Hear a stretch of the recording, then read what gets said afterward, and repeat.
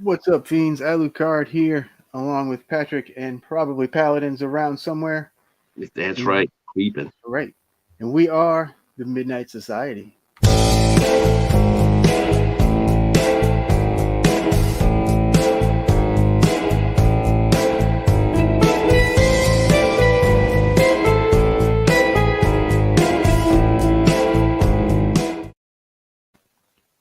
So what's up, guys?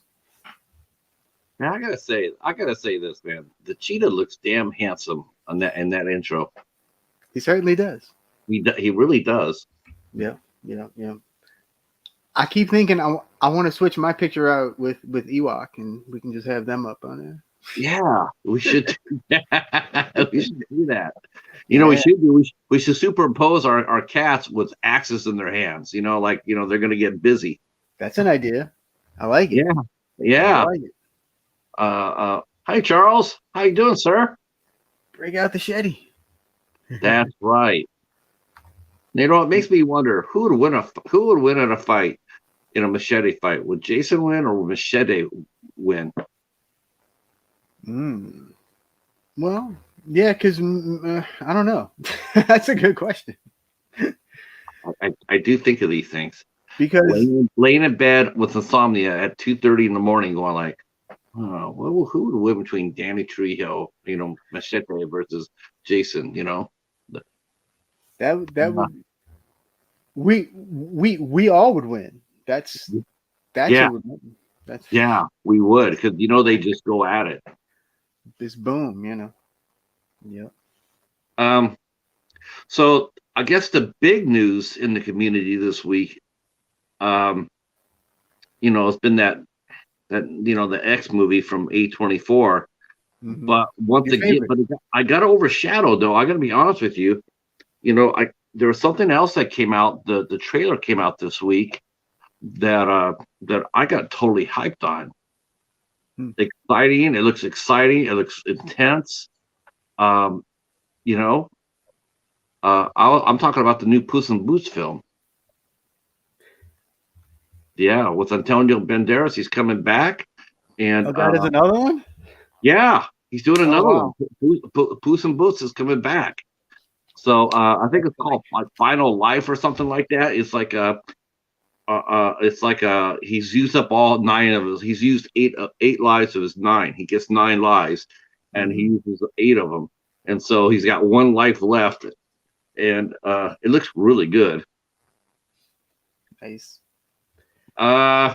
Bro, you know what? It looks good. Okay, I'm not saying the movie's bad. Okay, I'm not. And even Joe the Horror Man, which because he put on the cap of reason too when he did his review, and he basically said, "Hey, this is a good movie, but would I call this movie the best movie of 2022 yet? No." And I'm thinking to myself, going like, "Wow, all these people were, just a couple of weeks ago, they're running down the aisles with the hair on fire, saying how good Scream 5 was." And and half of those people were running down the other aisle yelling how good the Texas Chainsaw Massacre remake was. And now everybody's running over there yelling. It's like the one thing I will say this, and I do agree with Joe about this, is this, and I got to give him credit. It is somewhat of a fresh story. It is going to be a little different. I like Ty West. I think Ty West is a hell of a director. Yeah, me too. The House of the Devil, the criminally underrated The Innkeepers. I think we're gonna probably end up covering that one time. Maybe we'll do a night of Ty West. Hi, Michael. How are you, sir? Hi, June. How are you? Echo. Yeah. All right. Thank you, folks. Thank you. No, Bones is Puss in Boots, not Piss in Boots. Yeah, it's a little bit. That's probably a different version. Yeah, that'd probably be on Pornhub, Bone. That's probably that's something the Cinema Snob would cover. The Cinema Squad, they probably cover that. Hey, Star Lord, greetings, sir. Greetings. That's right. Remember, Star Lord, Bubba didn't do it. There you go. Thank you, Nice Mike. meeting you. Nice seeing you here too, June. Thank you so much. Uh, so yeah, this is the. How was your weekend? Did you do anything exciting on the channel or? I did a couple of Dollar Tree hauls. Yeah, I caught one. Man, your now who picked the movies out for you again? Your aunt and your My aunt and my mom. My mom right there, right there. my God. So what do I have to do to lure them to pick me up some? They had a really good eye. It's like, I man, believe it was multiple trips, so I don't think it was all in one trip. I From was what I just gather. talking about the quality of it. I mean, they picked out some quality titles there, and I was like, wow, this is really good. I actually had it on my side. I have a little notepad here, and I'm writing down some of the movies that they picked. Like if I could ever get my ass to the store, and I'm going like, I'm going to keep my eye out for this because um, yeah, they're on fire. They're on point. Yeah, And some of them. Yeah, I'm yeah, looking forward to most of them. yeah, I'm looking forward to you to coming back and saying how they are. Uh, Where do you think I got my good taste from, Bones? uh, yeah, they do, don't they? Yeah, Yeah, yeah. that's where Al got his horror chops at. It's all my mom's fault because we used to watch all the Universal horror movies when I was a little kid. Do you think they were final girls in another life there, Al? I mean, Oh, maybe so. your mom and your aunt, maybe they're final girls in another life. Hey, Larry. Yeah, maybe so. Well, that's a possibility. Hey, Larry, how's it going, buddy?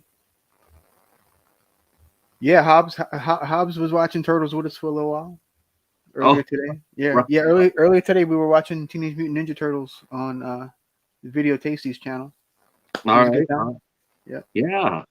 Now, did you see the movie that they did, the animated movie for DC? It was Batman meets the Ninja Turtles. Not yet. I have a copy, but I haven't watched it. Man, that movie is fun as hell. Oh, And cool. yeah, dude, this never happens. I'm not gonna, I'm not gonna spoil it or anything, but I'll say this: this never happens. But Batman gets a salad toss twice. He gets It's a pounded. rarity. Yeah, Hmm, twice that's by cool. yeah, it was really interesting. I'm like, damn. I mean, he's just getting pounded there. The second time he had to get rescued. So it was a very good movie. Oh, I'll definitely check that out. That's awesome. Yeah, Echo was with us for a little. Echo was with us too. Nice, nice. Yeah, some of you guys were out yesterday with us when we took our deep dive into Phantasm on the Gore Show, Gorophobe's new stream on Saturdays, and we went deep into Phantasm, and man, that was a lot of fun. That was a lot of fun. Yeah, Um, I need to watch it from the beginning now because I didn't catch the beginning, but yeah, I definitely need to watch that. yeah, that was yeah, they did a nice job. Him and his son Drake. I mean, they are yeah, they have a lot of passion for the movies, They really and do. Yeah. Yep. and they completed the Craft franchise too. They did the deep dive on the Legacy. Yeah. Um, Yep. that was cool. So they got that completed. And there's a playlist down there. I'll probably drop it down here toward the end of our show, but you can go check that out.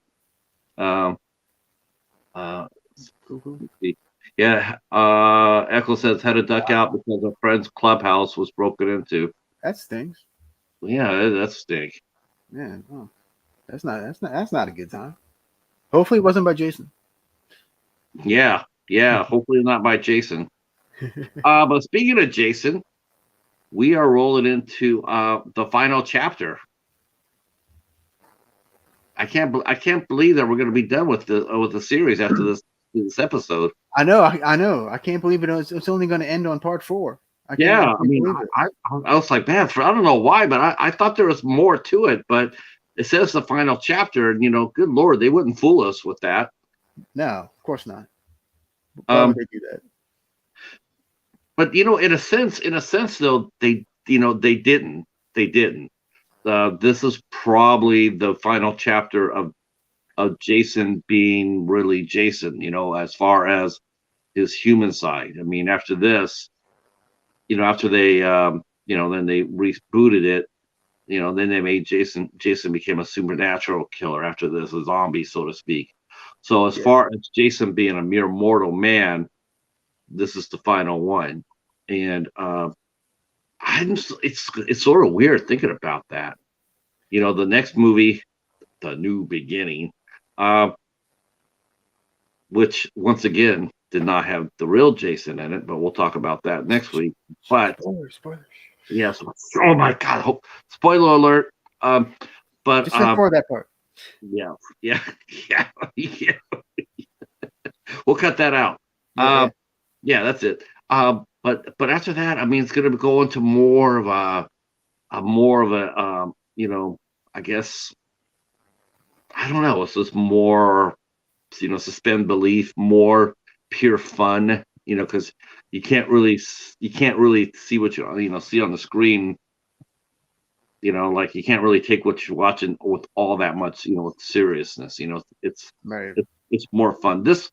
These first four films were more grounded in reality, and I just felt like you felt them a little bit more emotionally. But that's just me. From mortal to zombie to cyborg in what, 25 years?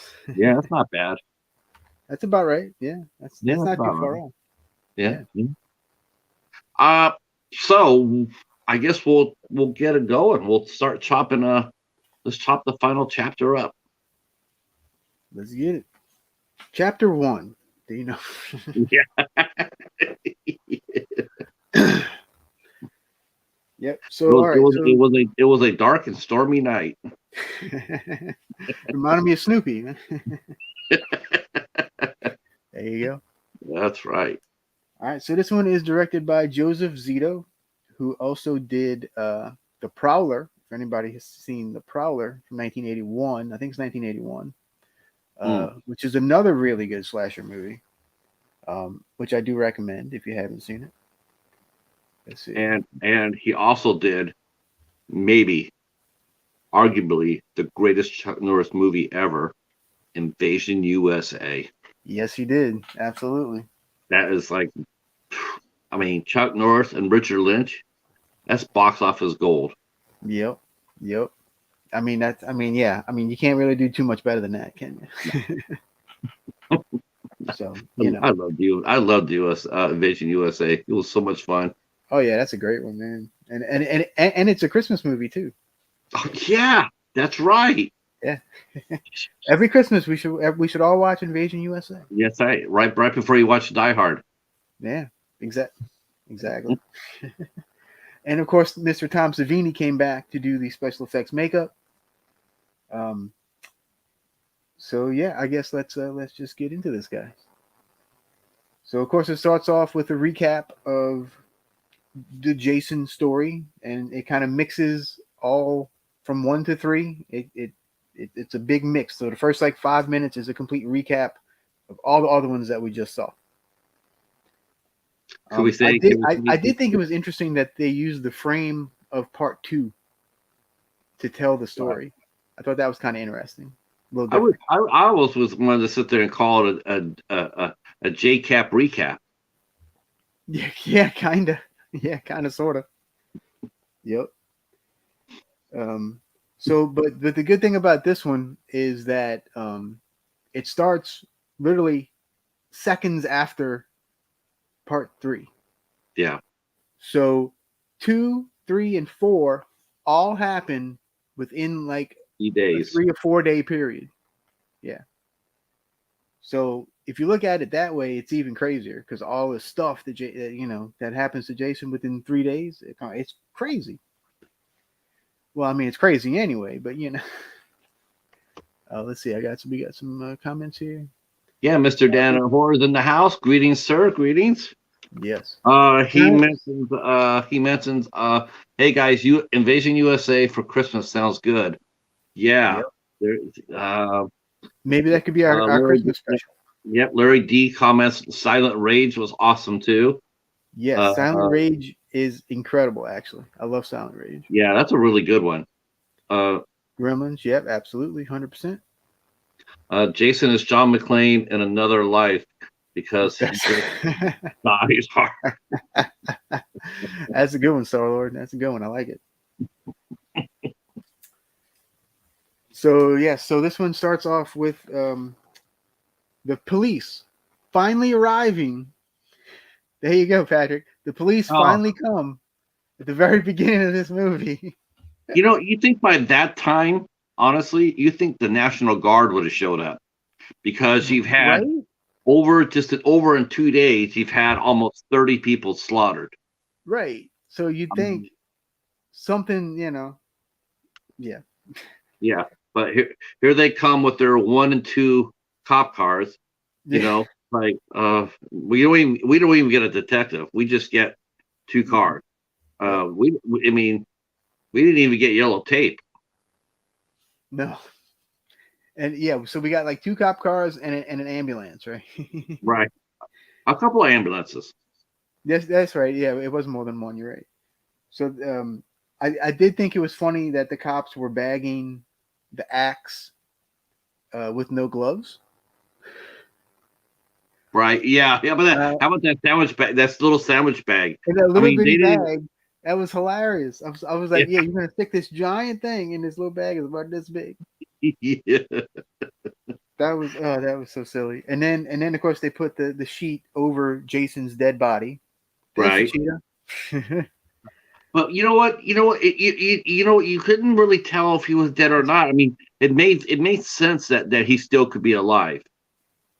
I mean, it could. I mean, and there's been times where because his blood loss could have been so much, or his breathing could have slowed down. I mean, it's not like someone actually went over and they declared him dead. They just Right. they saw True. him lifeless, unconscious. They just thought he was dead, and they put the blanket over him, the sheet over him, and that was it. Yeah, that was it. Bring Jason should have said bring more paramedics. I like it. Yep. Yep.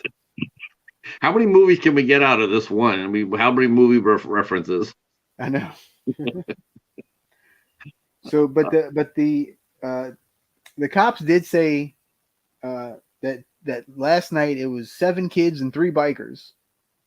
So Yeah, that covers part 3. that covers part 3. But what about part 2? What about all those people? I guess that was the day Yeah, they before. So it did. They doesn't they count. probably. I think that was another 10 or 11.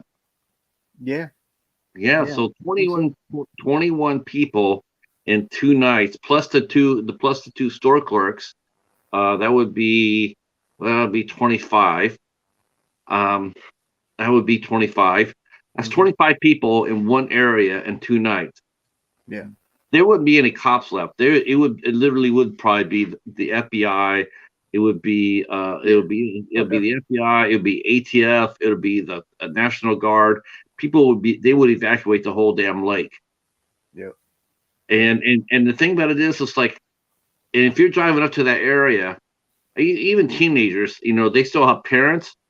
That would have been national news on every single channel, the new and on TV. Oh 21 yeah, people found dead at Camp Crystal Lake within 2 days.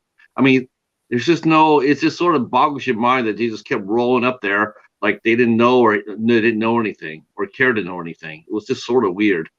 yeah, yeah. But the cop did say something. I thought he said something interesting. He said, "This time they got him."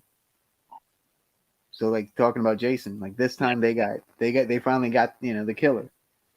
Um, and then of course Jason's hand falls out off the gurney, for a jump scare, right?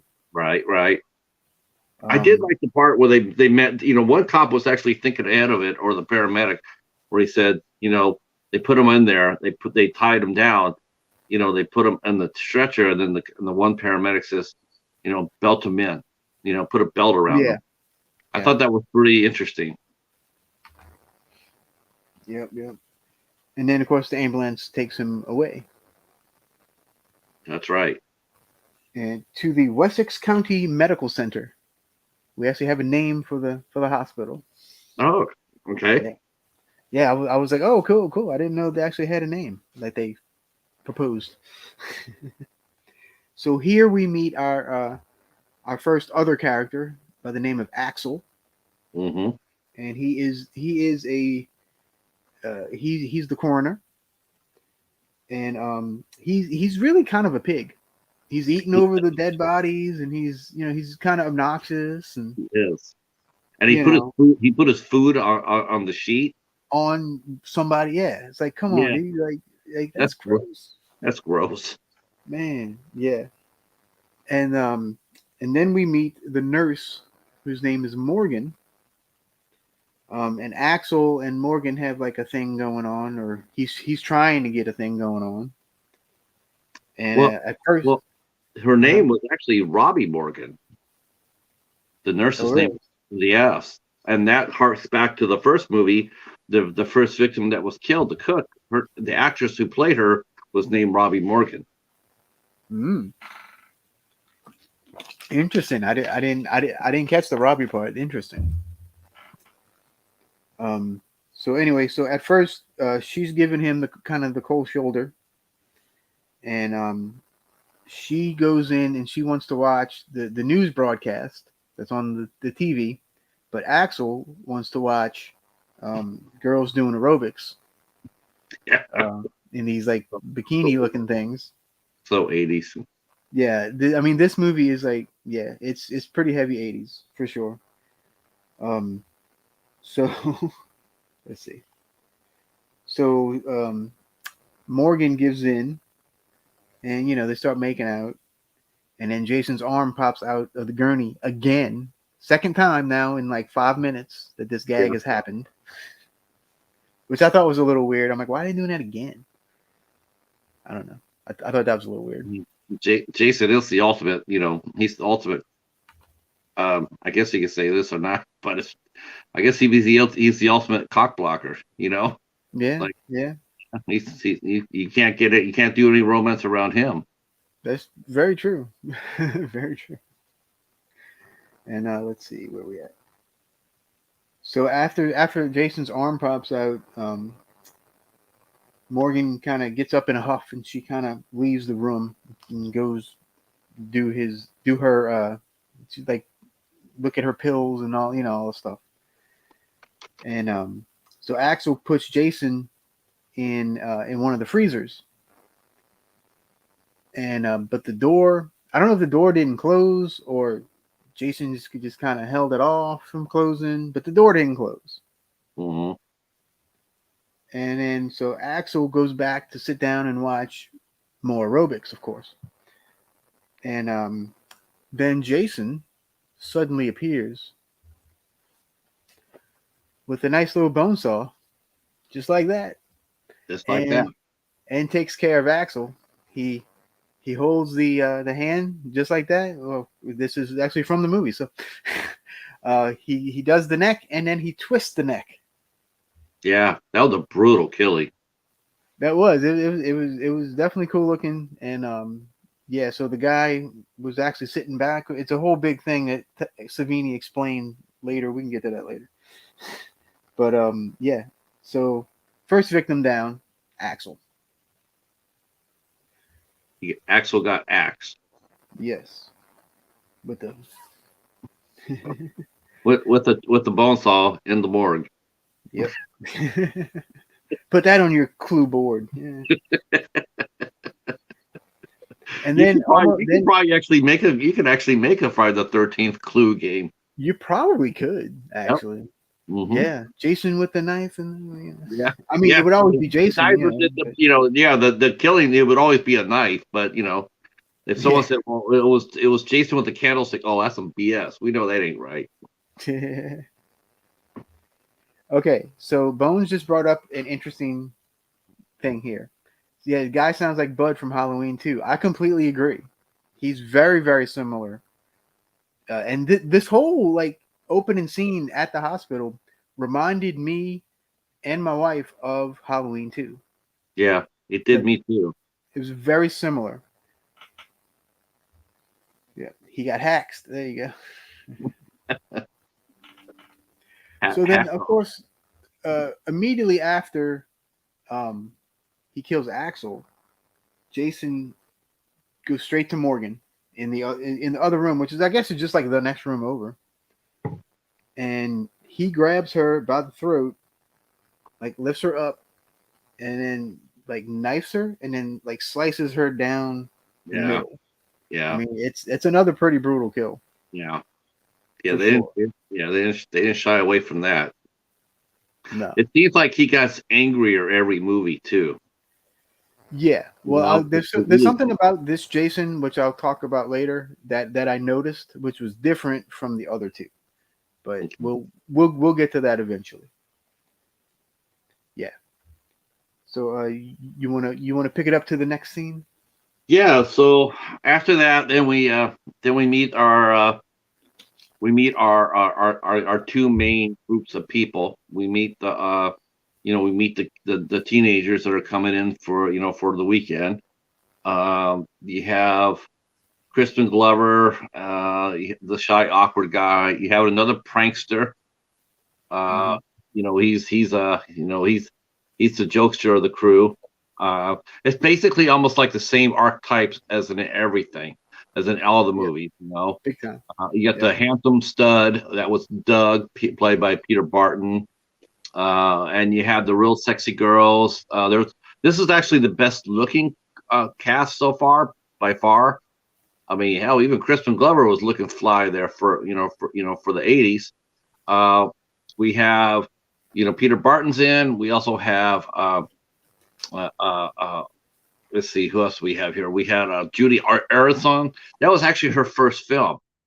I thought that for some reason I thought that she had been, before, but this was actually her first film. She didn't do the other films till afterwards. Um, Mm-hmm. so we meet them. We also meet a little bit later. We also meet a pair of twins. They're identical twins. We meet them, and then as they're driving, they're talking about about one guy, Crispin Glover. He's saying that he was trying to get with a girl, but he struck out. His friends giving him a hard time. They happen to pass a hitchhiker, which is sort of reminiscent of the first girl, the first movie, Robbie Morgan. And oops, oh, yep, that's her. That's the And hitchhiker. it reminds me of the first movie. When Robbie was hitchhiking, and then but they can't stop to pick her up because it was sort of cruel, but it made sense. It's like, where's she gonna sit at? I mean, because she's got all this stuff with her, and plus she's sort of fluffy. So, they drive by, they don't pick her up, and she picks up a sign that says, ride please, and then she turns around and it says, fuck you, because they Mm-hmm. didn't pick her up. So, um, so we see that, and she ends up meeting Jason soon afterwards. Um, yeah, and yeah, that was sort of really subtle what they do with the banana, though. I Yeah. thought that was sort of like, yeah, that was sort of I thought it was sort of you know, I don't know. I didn't think it was appropriate, but This is a Friday the 13th movie. Nothing's yeah, I appropriate. guess. But it looked like here she is. She's basically grabbing the banana like that, and then they had instead of her dropping it, then she's just squeezing it, and it's like whatever. You've seen the movie, you know what I'm talking about. Yeah. Yeah. And then of course we meet the other family that lives across the street That's right. from the kids that are renting the cabin. The Jarvises. The Jarvises, Mama Jarvis, which I don't know if they ever say her name. I Um, didn't think so. I just think it was just mom. Maybe yeah, they. she's always his mom. We Yeah, meet Trish, who is a teenage daughter, and Tommy, played by Corey Feldman. So he's about 11 or 12 here. Let's see, yeah. Charles could have done without the banana gag. Yeah, yeah, it wasn't necessary. That's for sure. No, no. Yeah. So let's see what I got here. So we learn that well, we don't learn that yet. But let's see. So Tommy is like a little dork who likes to stay home, play video games, and build crazy looking masks. And so he's basically Tom Savini as a kid. Yes. In fact, they named him his first name Tommy. They named him after Tom Savini. Yeah, exactly. And that see right here, this is one of his masks that he made from nothing. And see, he's sitting there playing a computer game. So there you go. And that is actually Corey Feldman under the mask. Not a good look for bananas. It is not. You're correct. Chiquita Banana wanted nothing to do with this movie, I'm sure. Yeah. I have no bananas today. So let's see. So here we also learn that Tommy likes to leave the door to the cabin open. So their dog apparently, since the door was open, the dog had left. Dog's name I think is Butch, right? No, I Gordon. I'm sorry, Gordon. Yeah, Gordon. Yeah, Gordon. Sorry, Gordon. Sorry. Yeah. Let's see. So yeah, so Gordon's he's not missing. He's just gone. And Tommy says, "We're in the country," and then Mom replies, and this is actually a great line. And I lost it. Where it is. All right. Well, what happens if the psycho wanders in? That's what Mom says. So Mom is aware of what's going on in the area. So she's obviously watching the news or something. Mm-hmm. So yeah, like I said, 25 people in the past 2 days have been killed.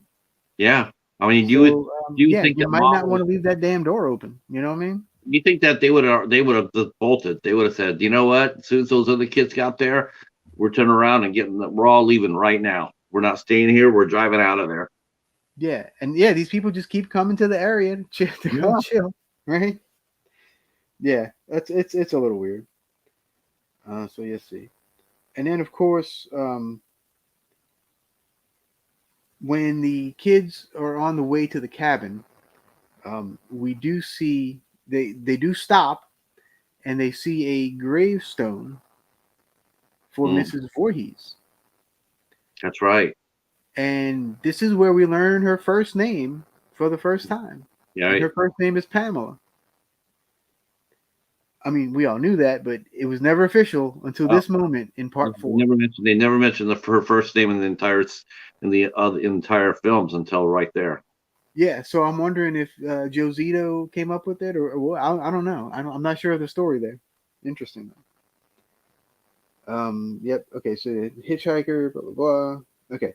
So then Gordon, the dog, actually comes back to the house, and Tommy sees all the teens across the street arrive. So Tommy and Trish go meet up, go greet them, basically say hey. And let's see. And then the next scene it kind of cuts to the girls in the bathroom. And let me see. The girls in the bathroom. So on your left, you have Samantha, played by Judy Aronson. She's kind of how would you describe her, Pat? She's sort of Um, well, she definitely is used to getting her own way. she's sort of like the cheerleader maybe type, Yeah, kinda. I kind guess of. you could say. And then on your right we have Sarah, who is kind of a nerdy, real kind of insecure, Right. type of thing. So they're chatting it up in the bathroom. And let's see, we got a comment here. Couldn't the police set up a roadblock so more people don't keep? You would think they would have by Yeah. now. You think the National Guard would have been out in force? Like in Rambo. Like I'm here. I'm here to get my boy Jason. But this logic doesn't happen sometimes in these movies. Well, yeah, slasher movies. Yeah. Yeah. They All right. So then we cut back to the Jarvises, And there's like a lot of cutting in this movie between the two, like between the two houses and the two camps, Right. kind of. Um, so mom's reading the paper about all the Crystal Lake massacres, and I think that's what they call it. I think they call it Crystal Lake massacres.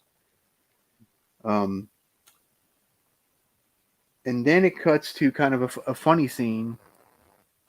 It's now nighttime, and Tommy is going to sleep, right? But he looks out the window, and he sees Samantha changing, taking off all her clothes and stuff like that. Hmm. This is Tommy's view right here. So he starts getting excited and bouncing around the bed, and he's like 12, so yeah, he's like into this kind of stuff. Yeah, there wouldn't be a movie without the logic. Right. Why are Right. there so many houses? Yeah, why are there so many houses to rent on Crystal Lake? It's how big is this lake? I want to know how big this lake Yeah, is. we have to find. We have to find out. Hey Drake, how's it going, buddy? And rent is cheap. Yeah, apparently rent is cheap because all these college kids keep coming around and renting, right? Yeah, these guys got killer rent prices. Yeah, something, man. I don't know, but let's see where we're at. People were probably slashing their rates. Yep. All right, so now we cut back to the kids at the cabin, the teens, whatever you want to call them. And let's see. So Ted, who's kind of like who I guess you'd be considered the prankster. Yeah, yeah. He was, even though he really didn't do anything to, he wasn't as Yeah, he noxious didn't. as it was. Yeah, he was kind of like a low down prankster, I guess. Yeah, Um, he and Jimmy is played by Crispin Glover. Um, they're chatting it up, and uh, they keep talking about how Jimmy is a lousy lay.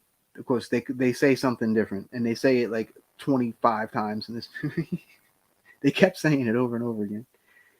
Um, and let's see. I really need to write better. My handwriting is poor. So yeah, so Ted's trying to give Jimmy some love advice, right? And let's see. The prices got slashed. That's one way. Killer rent and get killed. Yeah, there you go. 1,300 a month, one bedroom. Let's see. You should have ended here. I wouldn't be against it if it would have. You know. Hey, Flit Lives, how's it going, buddy? All right. T Betty's in the house. The other half of my the main half of the Dollar Tree Hall. yeah, yeah. Great selection. Great selection. Let's see. So now they're on the I think it's the next day now. So they're walking through the woods, and they run into a bunch of twins. Not a Yeah, bunch of twins. A set, but a yeah, set of they run twins. into Tina and Tina uh, and Terry. Terry, and yeah, they're really cute, and we don't know where they came from. They just happened to run into them, so there they are. And Yep. then and they go ahead and go hang out with the main group, and then they go off to well, it looks, one of the girls, the shy girl, she splits off. She heads back. Yeah. Sarah. And then the main Sarah heads back, so you instantly start thinking, "Oh, there's our first victim," and the rest of the gang heads on down to the river or the lake to go swimming. Mm-hmm. Not only do they go swimming, they go skinny dipping. They go skinny dipping, Yep. and Tommy and Trish they invited Trish to come down, and so she grabbed Tommy and headed down to the lake, but she wasn't expecting to see what she did. Tommy's running down there, and he's seeing he's seen, he saw the twins flashing full moons, and he's trying to get a look at Samantha. He's sort of enamored of Samantha, so he's trying to get a look at that. Yeah. And then Trish comes up there and grabs him and says, "Don't look, don't look." And so she's like a little bit perturbed by that, and he's looking over the shoulder. yeah, he's trying to look over the shoulder. Um, they commented on the when they interviewed Corey Feldman, they said that for that scene that he didn't get to see anybody. He was, like the way they shot it. They weren't really naked in front of him. Obviously, but Well, yeah. I thought it was some pretty good acting though, because he sure did look like he saw it. Yeah, Corey Feldman, especially to me at this age, was actually really good. Like I honestly thought he was like a legit good actor. Yeah, he wasn't good. He wasn't bad. None of the cast was. Actually, this was actually the best directed, as far as I was concerned, and had the best crew of actors. I mean, they all seemed to do really, really well. There wasn't even the, they all seemed to do really well. This is the best acted of the first four movies for sure. Oh, 100%. Yeah, no question. I don't think. Yep. So after Trish and Tommy leave the lake, and their car breaks down. That's right. And of course, in the background, we see the POV of Jason in the woods, kind of watching what's going on. And they sort of borrowed a page from Phantasm here, in the fact that they had Tommy a little bit of a mechanic, and he popped open the hood and he starts working on the engine, just like Mike did in Phantasm. Mike's about the same age as Tommy is in Phantasm, as Tommy is in Friday the 13th, and so whereas Mike was actually pretty good with a wrench, Tommy wasn't quite as good, but he was giving it a go, and then somebody pops up. Yes, he's still then a nice looking hitchhiker looking guy with a big old backpack comes up, and his name is Rob Dwyer, and he shows up and he helps to fix their car. So they in turn give him a lift, and so in the car, Rob says he's hunting bears, and Tommy, who's sitting in the back seat now, he's like, "You're not hunting bears," blah blah blah, which he's not. So yeah, Tommy knew right away. So Rob starts asking like, who's around the area? Like, is there a bunch of kids? What kind of people are around? He's trying to get intel. So we know something's up with this dude. Right. See, he doesn't. That's a good. He doesn't watch. He waits. I like that actually. So Rob. Bones. Yeah, he's killing me. Yeah. So they get Rob to their cabin, and Tommy immediately drags Rob up the stairs and into his room because he wants to show him all his fancy mask and stuff that he does. So now we cut back to the kids at their cabin across the street, and they're having a party. So they're all drinking and doing whatever. Then Jimmy, who's Crispin Glover, asked one of the twins to dance. Yeah. And in probably the funniest part in this whole movie, Crispin Glover does this insane dance with this girl. Like, see, you see his body language. That's I can tell you from personal experience, that is exactly how he would dance in real life. It is, and that's total Crispin Glover, 100%, no question. But his movement, like, yeah, I mean, it's so awkward and it's hilarious. It's too bad they didn't have him in the 3D because that would have been a great effect. Him That would have dancing. been awesome. Yes. This one should be converted to 3D. just for Jimmy. Just for the dance. Yep. And then okay, so they're dancing, and then Ted, the prankster guy, kind of pairs off with the other twin. But she's not giving him any action. But she's not. Yeah, they're. It's not really working. They're clashing. So okay, let's see. He looked like Gomer Pyle dancing. Yeah, yeah, I can see that. That's Um, that's apparently how Hobbs dances.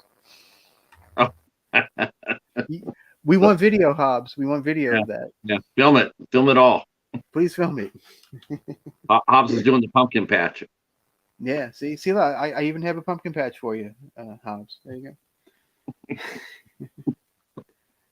go. So now it cuts back to the Jarvis house, and Trish tells Rob to stay along the trail, which it goes around the lake. Like the trail stays around the lake apparently, and she tells him that they are always home, and that if not, Tommy leaves the door open. Why would you tell this guy that you just met? I mean, I know she thought he was attractive and stuff, but still, why would you tell this guy, this random guy who showed up out of nowhere, that y'all leave the door open? Yeah. And not only that, but she stood there and she let him, after he talked, he bent over and got a kiss from her. He just met her. Yeah. And he just leans in and kisses her. And it's like, wow, that's sort of, that guy's going, he's really, striking while the iron's hot there. Yep. So how's the 3D? Well, Chris McGlover smacked me around a few times. It was great. All right. So now we cut back to the party again. I know there's a lot of cutting between the two. Yeah. parties. And we see that Samantha has actually she's actually sort of lost the power struggle because she wanted to get with Doug. Paul. Even though she was with Paul, but she wanted to get with Doug.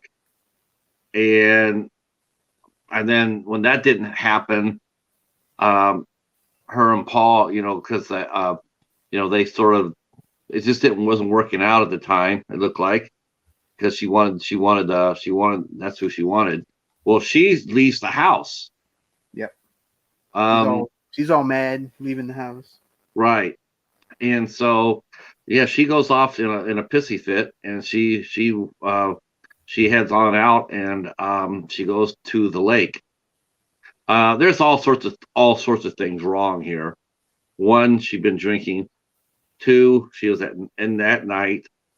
Three, she was swimming alone. I mean, there's all sorts of things that if Jason didn't get her, something else would have. Yeah.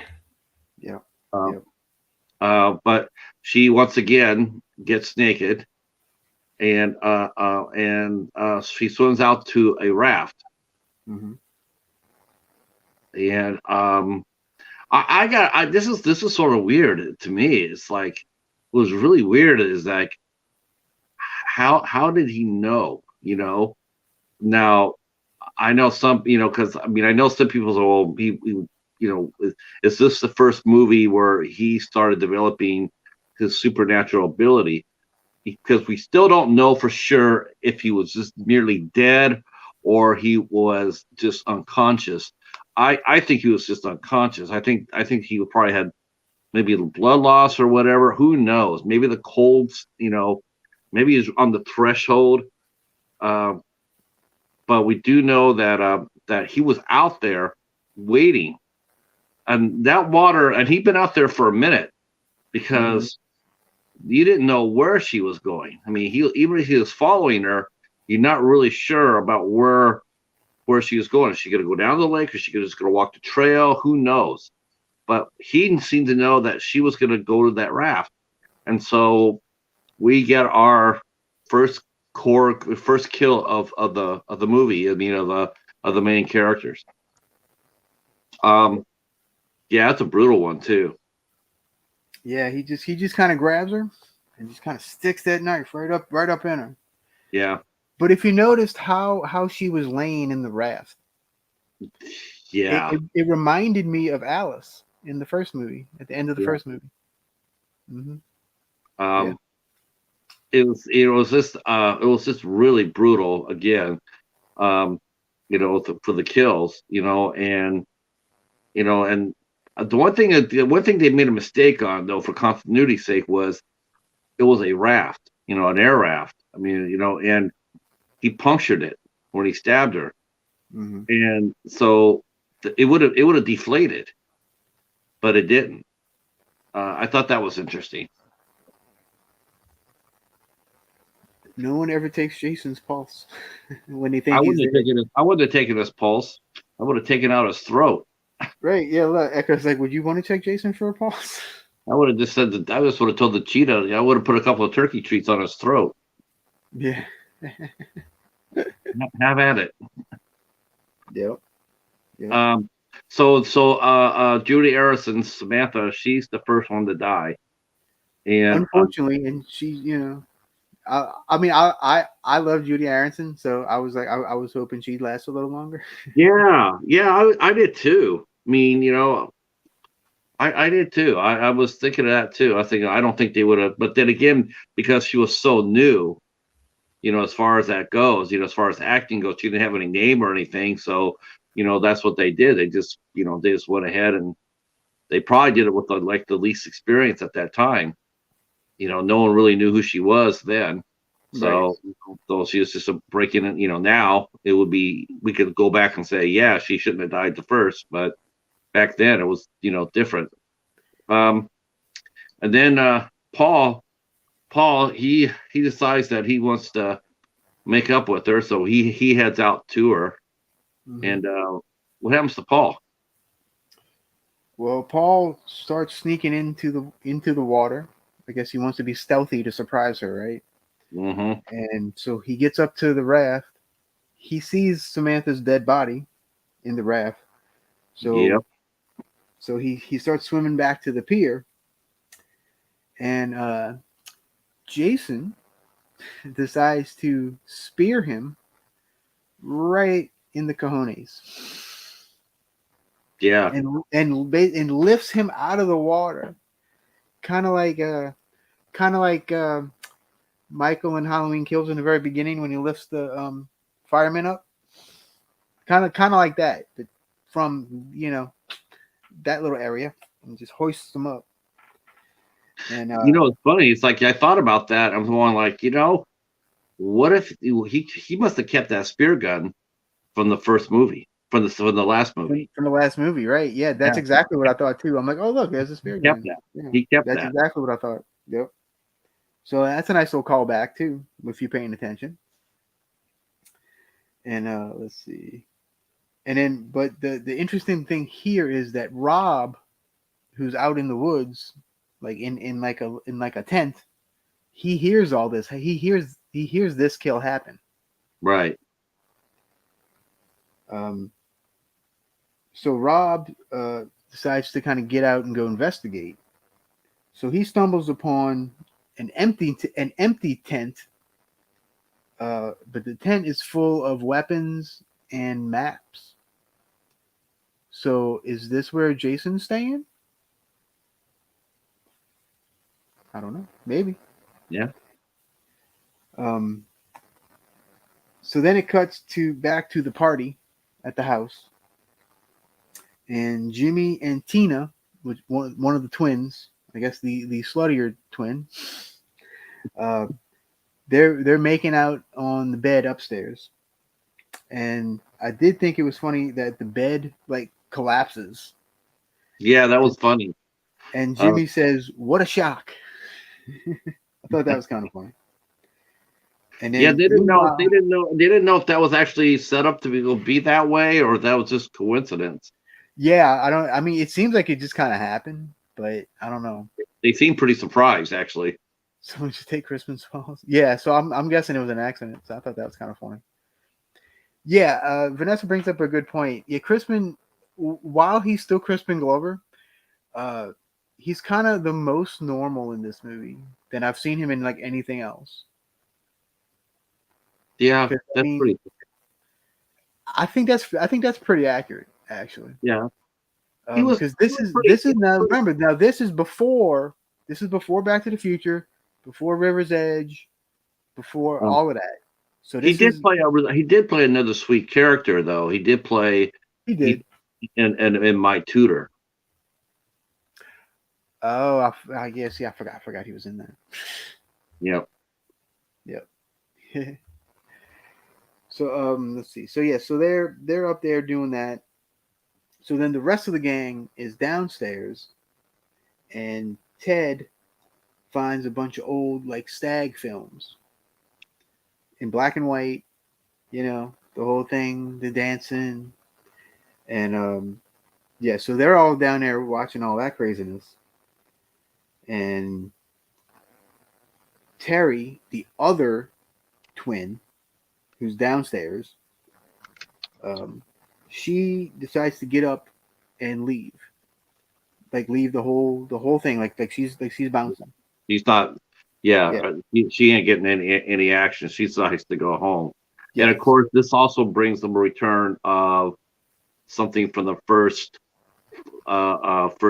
three movies, and that it rains. It did rain in the third movie, but it rained in the first and the second. So now we have rain again Yep. in the fourth movie. Yep. And yeah, I actually did write that. I wrote that storming again. That's what I wrote. um, so Terry goes out to her bike and suddenly gets attacked in silhouette. So we only see the shadow of what's going on, and it's very very quick scene.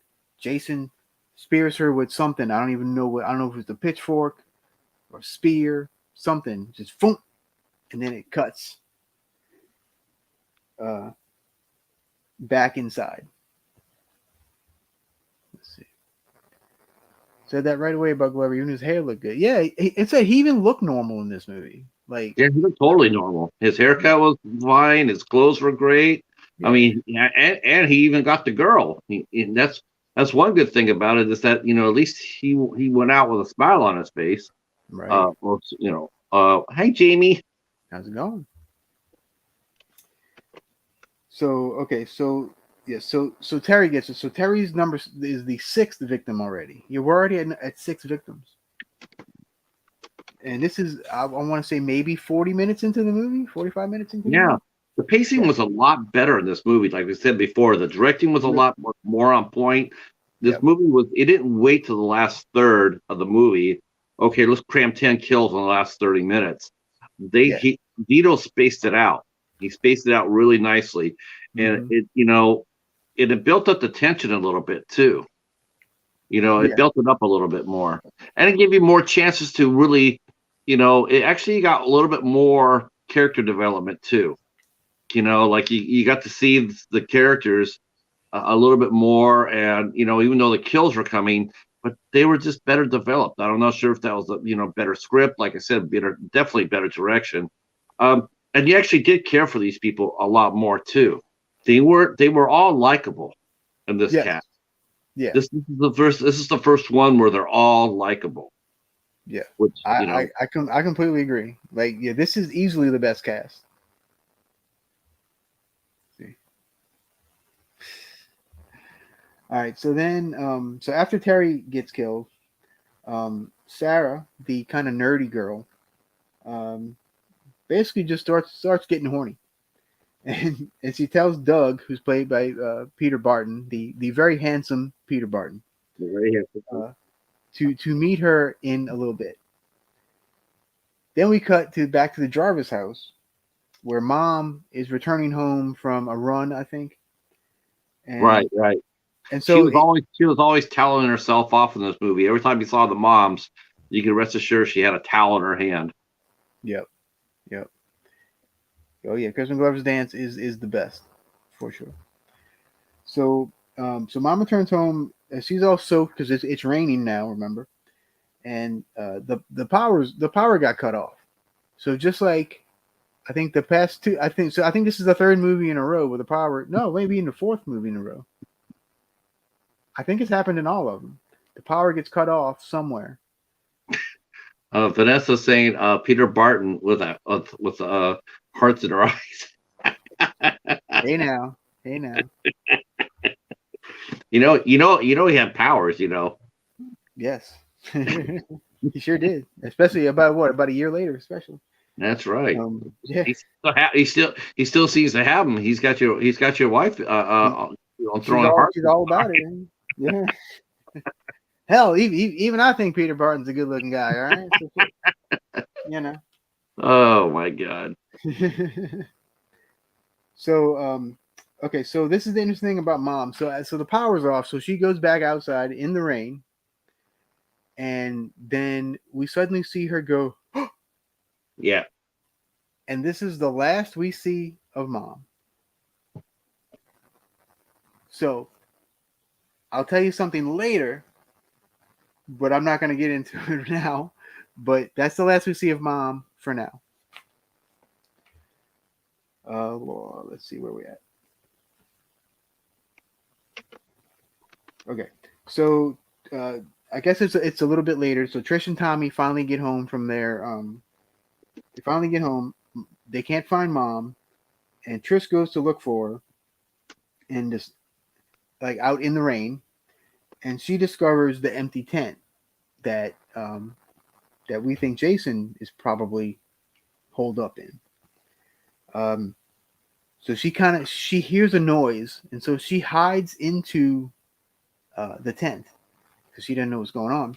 Right. And then we see a silhouette with a machete go boom, and it cuts the tent open, and it happens to be Rob. And they're like, "What the hell are you doing? You trying to kill me?" Let's see. Okay. So then the next scene, it goes back to the party, where it goes to Jimmy and Tina upstairs, and Tina tells Jimmy that he was incredible, so he's no longer the lousy lay that he thinks he is. Yep. He's now known as the Mac. Yeah.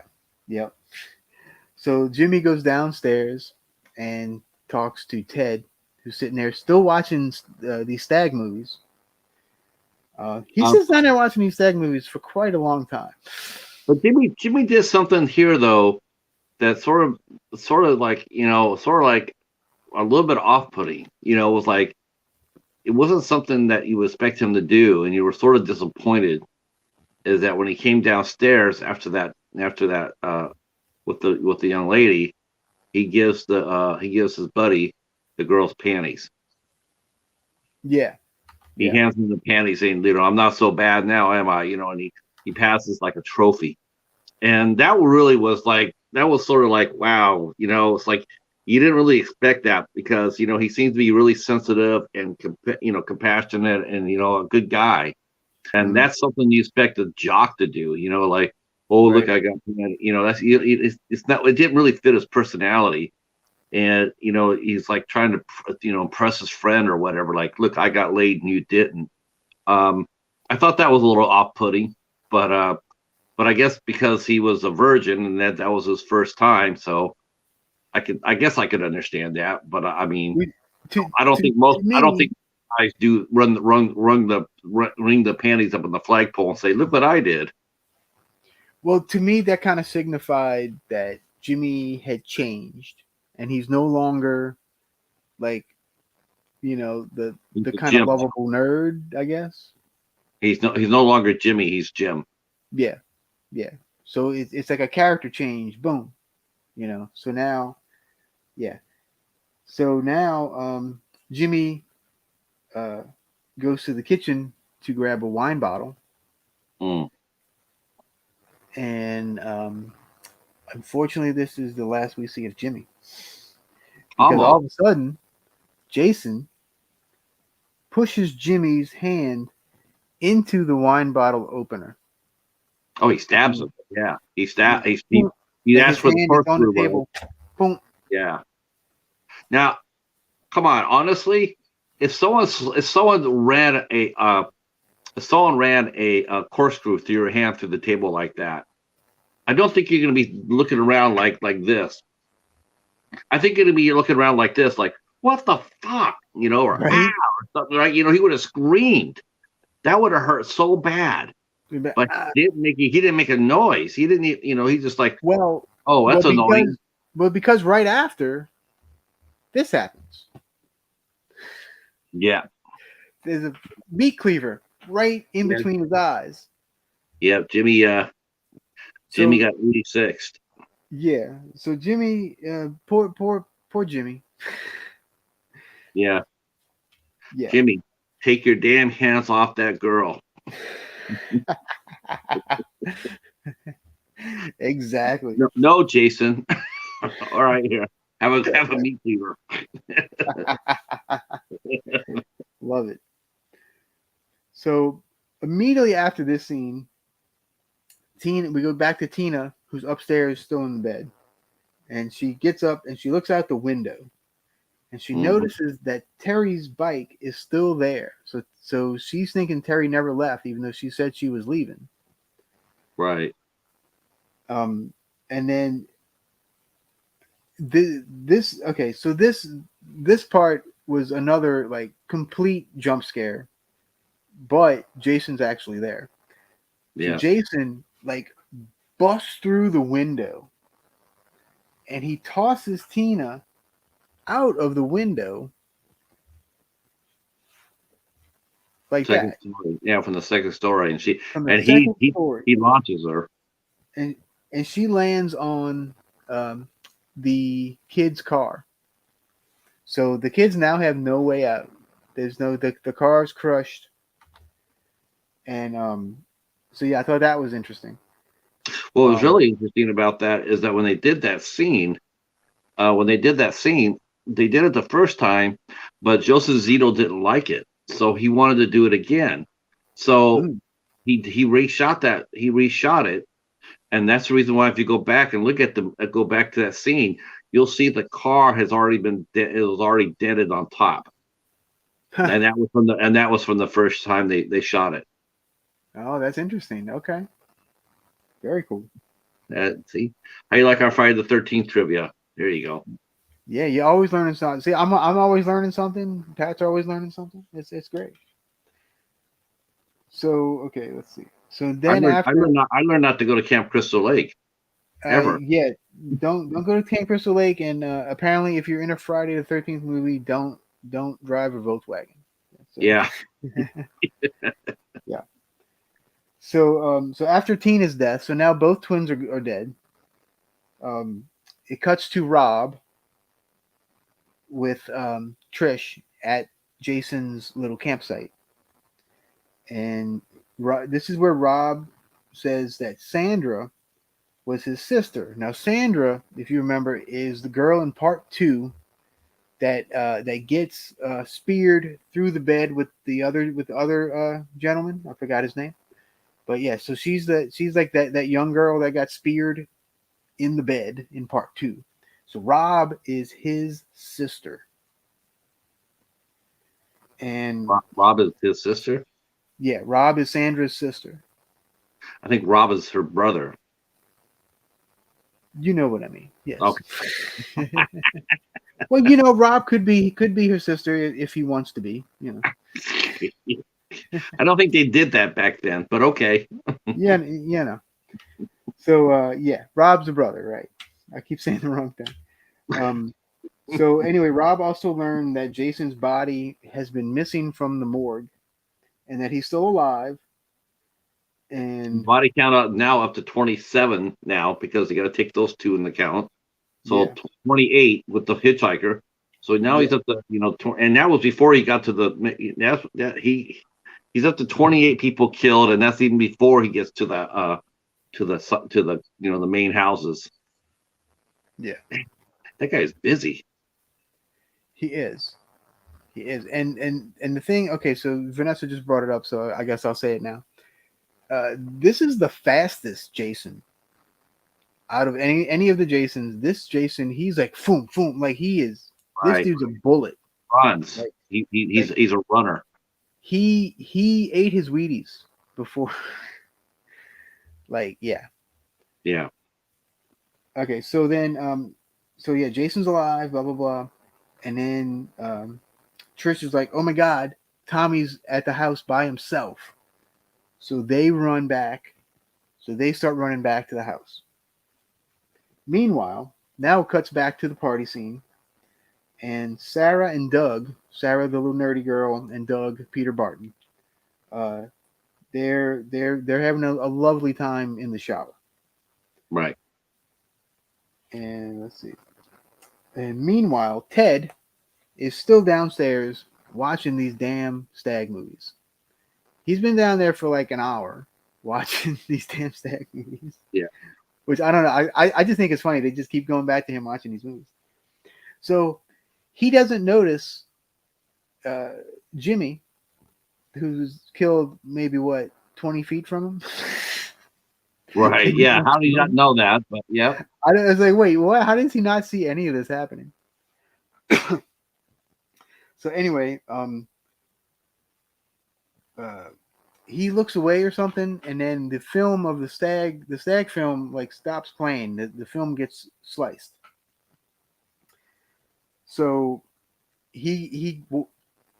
Ted walks up to the screen, and Jason is behind the screen, and so he goes through the screen and gets Ted in the back of the skull with a knife.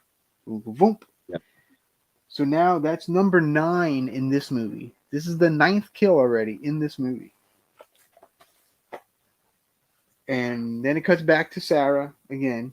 She gets out of the shower. And she goes to another room to clean up. And Doug is still in the shower. And Doug hears a noise, and he thinks it's Paul, which was who's been gone for a while. Literally. Yeah. He's like, Paul, you messing with me, blah blah blah, kind of thing. And so he's in the shower by himself, and then Jason busts through the shower. Okay, now this is like a glass shower thing. It's not a pulley, it's a glass shower. So he busts through the glass. Hey, that's a little 3D action going. All right. Yeah.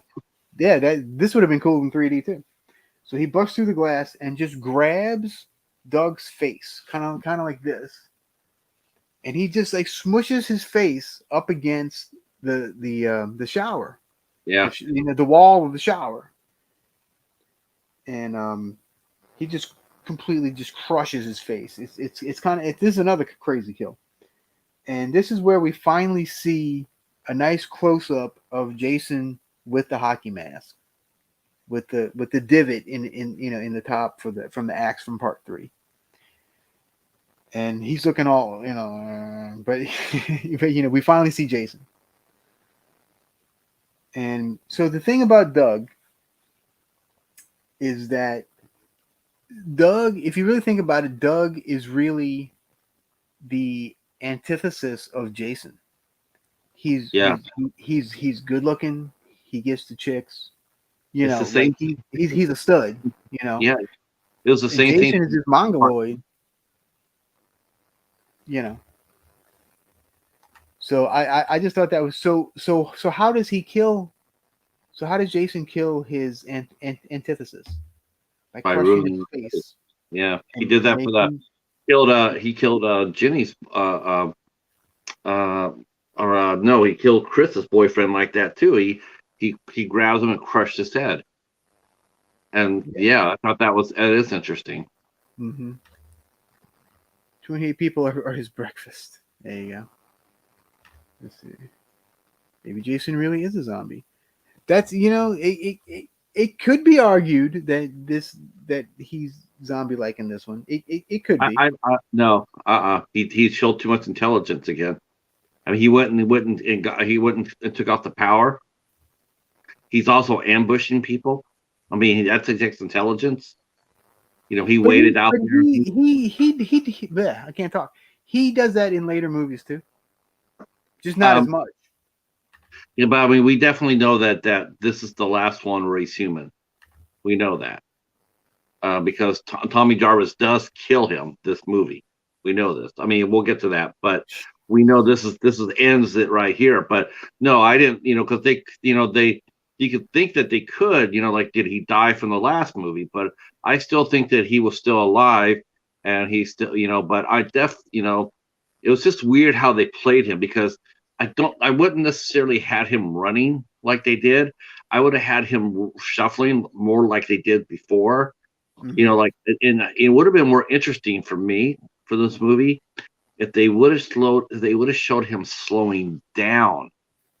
Like after Yeah, he was all just the all go. tolls of everything, he's got to slow down, you Right. know, and not go faster, but slow down because he's got injuries all over. He's got blood loss. I mean, adrenaline can only take you so far, and then after that, then you start slowing down. And Right. to me, it's like if they would have did this, it would have made the last fight, which we'll get to it here in a second. It would have made it a little bit more interesting. Like, okay, we could see him physically weakening, you know, and then it just and plus we find out that we find out he's still he's still human, but we'll get to that too. Again, there's one scene there are actually two scenes that showed that. But go ahead. Okay. Hi, Katie. So then, oh hey, Katie. Let's see. So after he kills Doug, um, Sarah finds Doug's body and then runs down the stairs.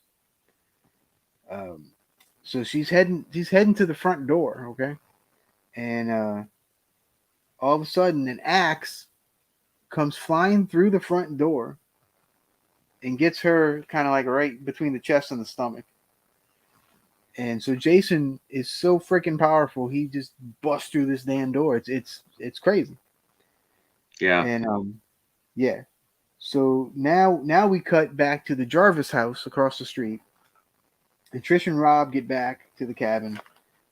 They find Tommy, and then Trish tries to call for help on the phone.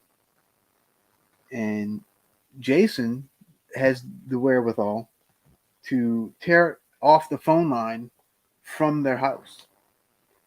Now, the thing I noticed that's really interesting here is that his hands are like they're puffy and they're like gigantic, and he has these like crazy nails, Hmm.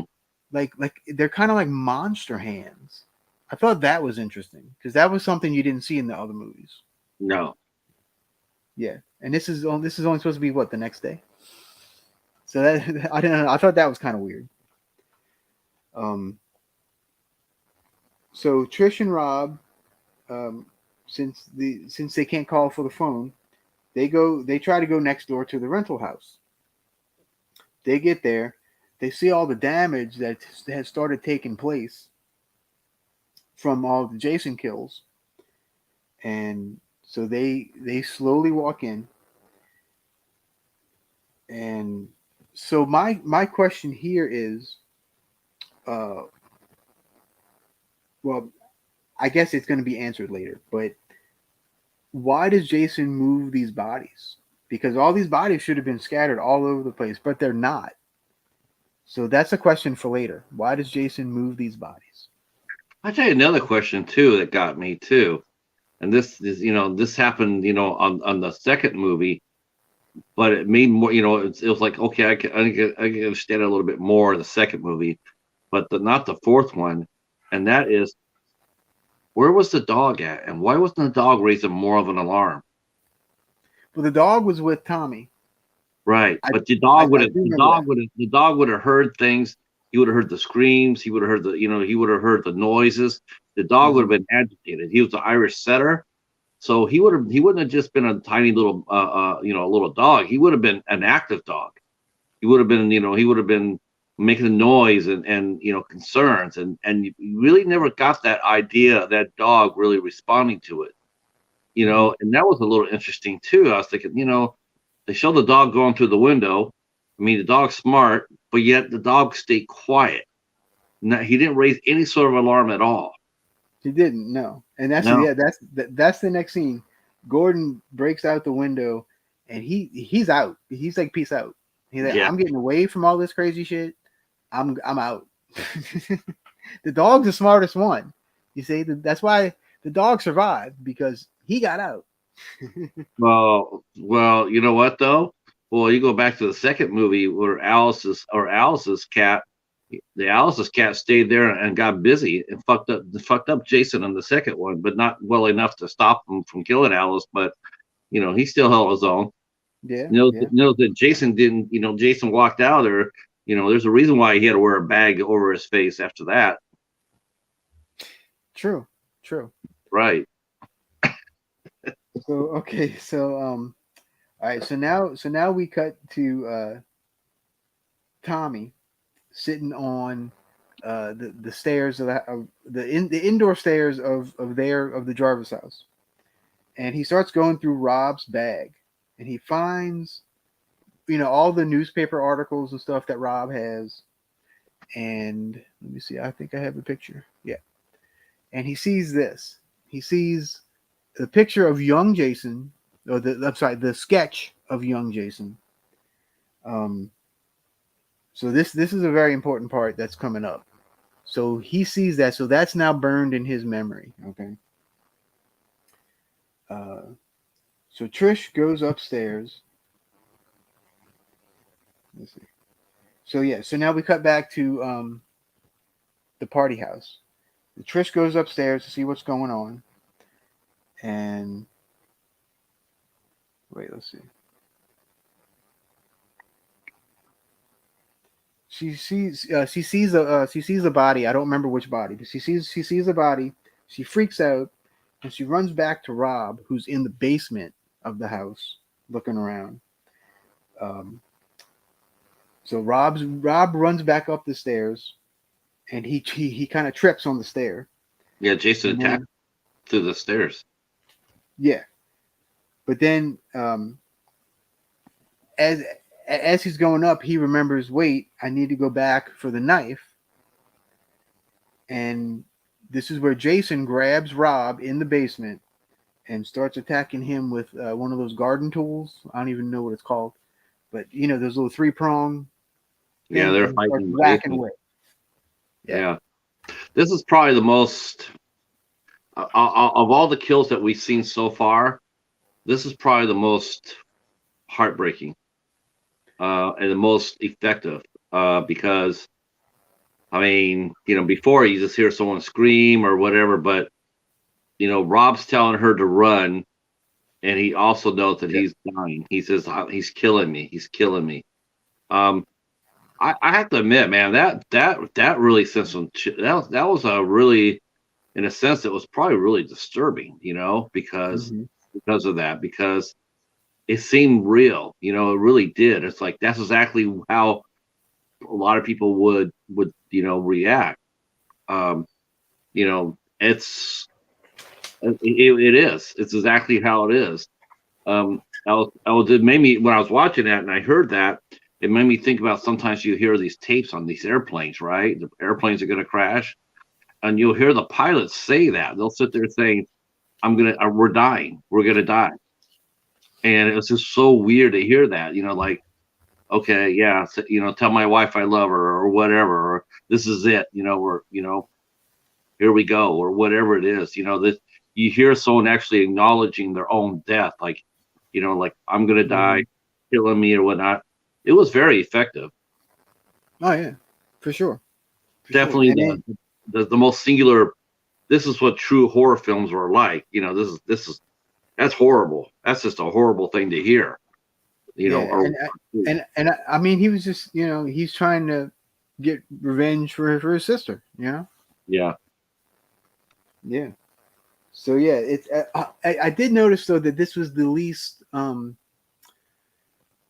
I'm not going to say brutal. This is the least gross one that we see, because we don't really see it up close. We're kind of further back for this one. And that what actually made it a little bit more. That's what I mean. It's what made it a lot more effective, because we don't see it, but we can hear it. It goes to our imagination. It's like, what's he going through? What's it feel like? Because we really Mm, can't see it, but we can hear it in his voice. Um, Good piece of acting too by that young actor. yeah, Eric Anderson. Yeah. So okay, so Jason gets him with the garden tool, and then Trish though has a machete as a weapon, which is important for later too. So um, Trish goes up the stairs, and Jason starts grabbing her feet like from under the stairs. She escapes and runs back across the street back to the Jarvis cabin.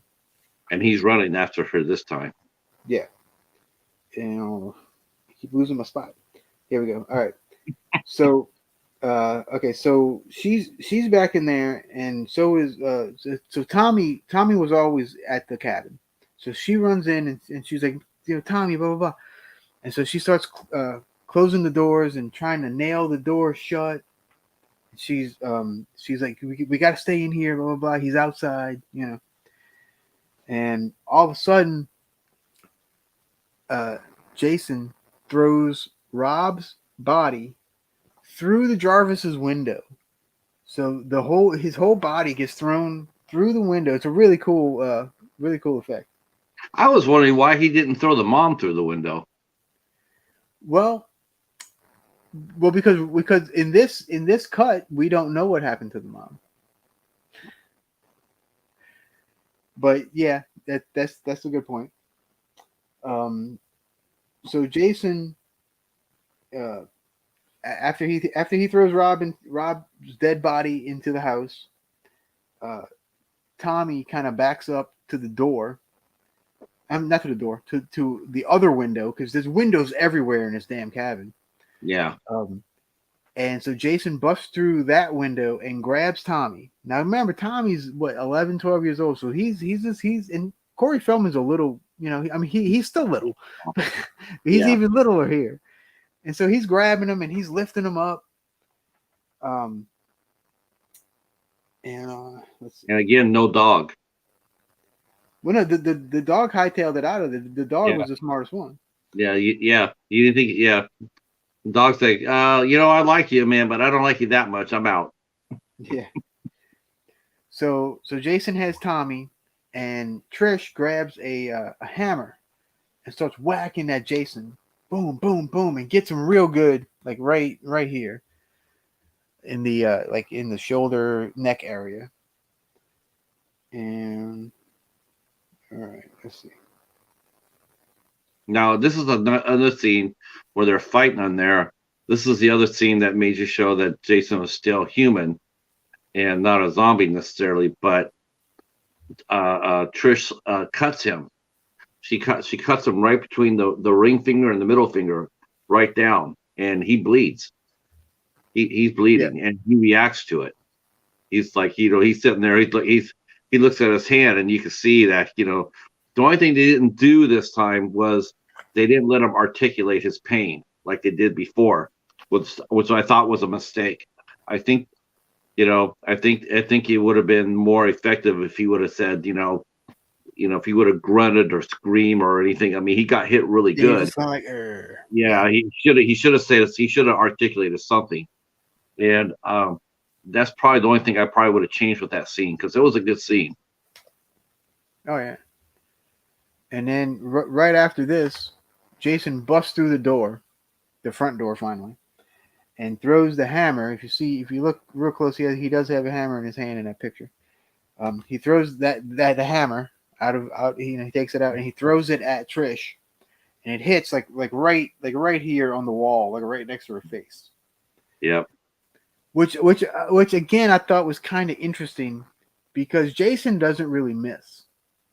So I thought that him missing here, like him actually missing, was interesting because it was different.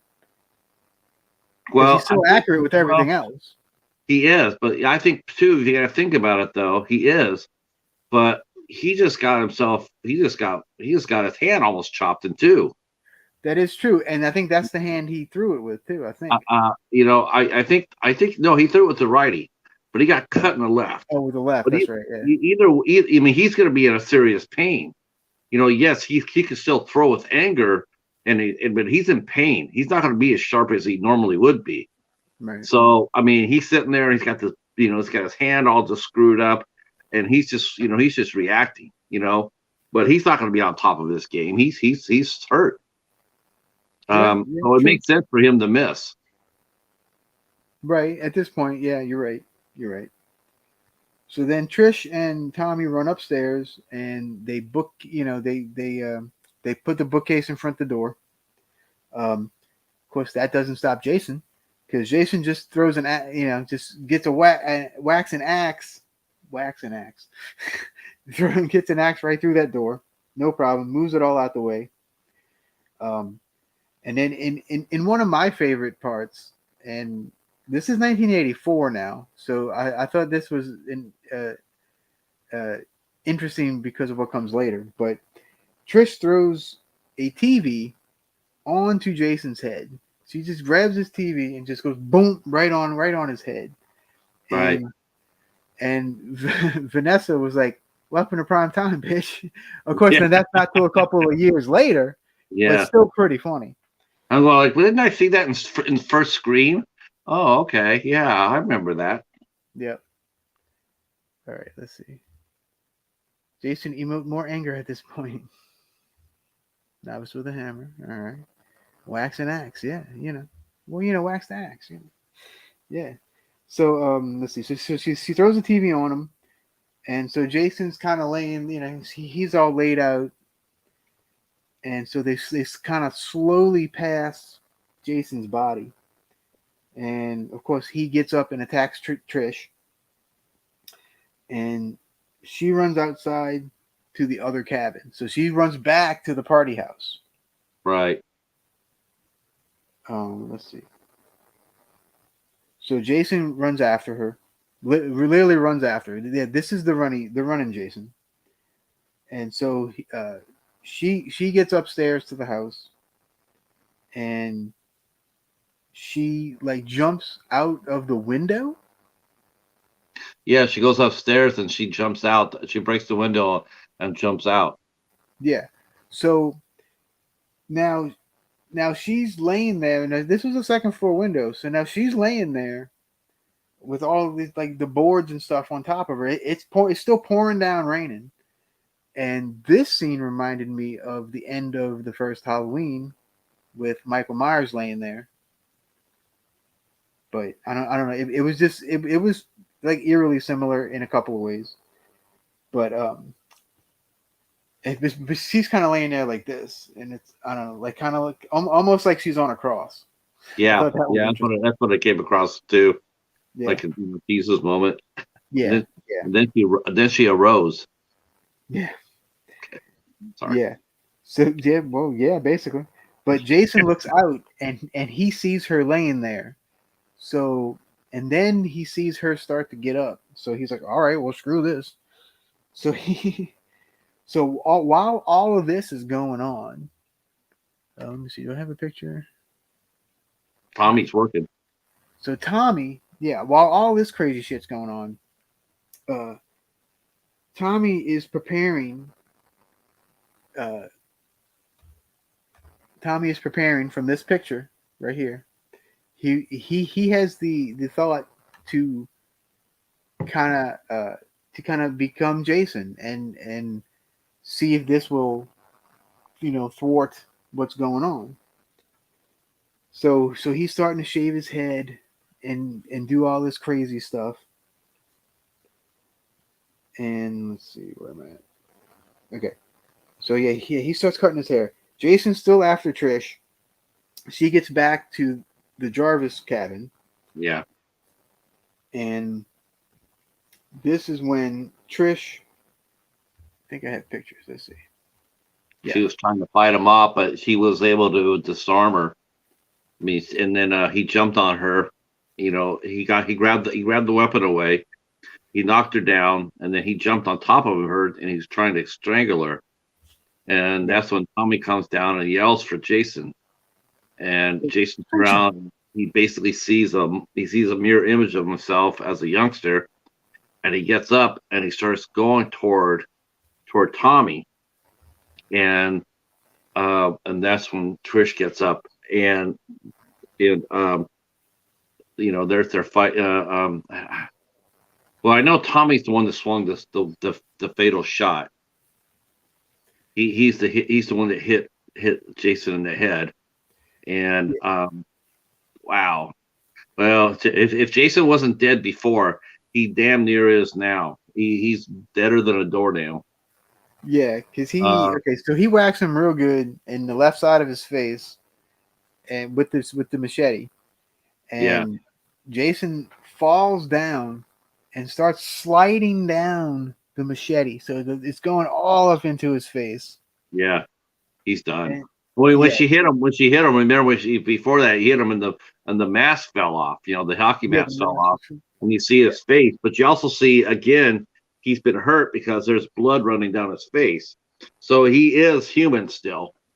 And then turn around, and then when he got whacked in the side of the head with the machete. He fell down, and that's when he slid down. It's very reminiscent of that kill in the House of Wax, and how they killed Paris Hilton. It reminded me of that same sort of kill. I didn't make it that far in that movie. Uh, yeah, That's funny. it's a pretty horrible death. But yeah, and then yeah, so the Trish while the fight's going on, Trish says something I thought interesting. She says, "You son of a bitch, I'm gonna give you something to remember us by." And this is like right before she like whacks him, and let's see, and then yeah, that's when Tommy runs down. He's like, Jason, remember, blah blah blah, and let's see. Okay, so Tommy grabs the machete. This is after Jason has slid down the machete. He They're takes hugging the each machete. other. Well, they're Yeah, hugging each other first. yeah, They're they're embracing. All right, and then Tommy sees Jason's hand move like yeah, this. So he grabs the machete and just starts whacking. Boom, boom. But he must have hit him 20 times at yeah. least. Just He's, like just crazy. yeah. He killed. That's Jason dies right then and there.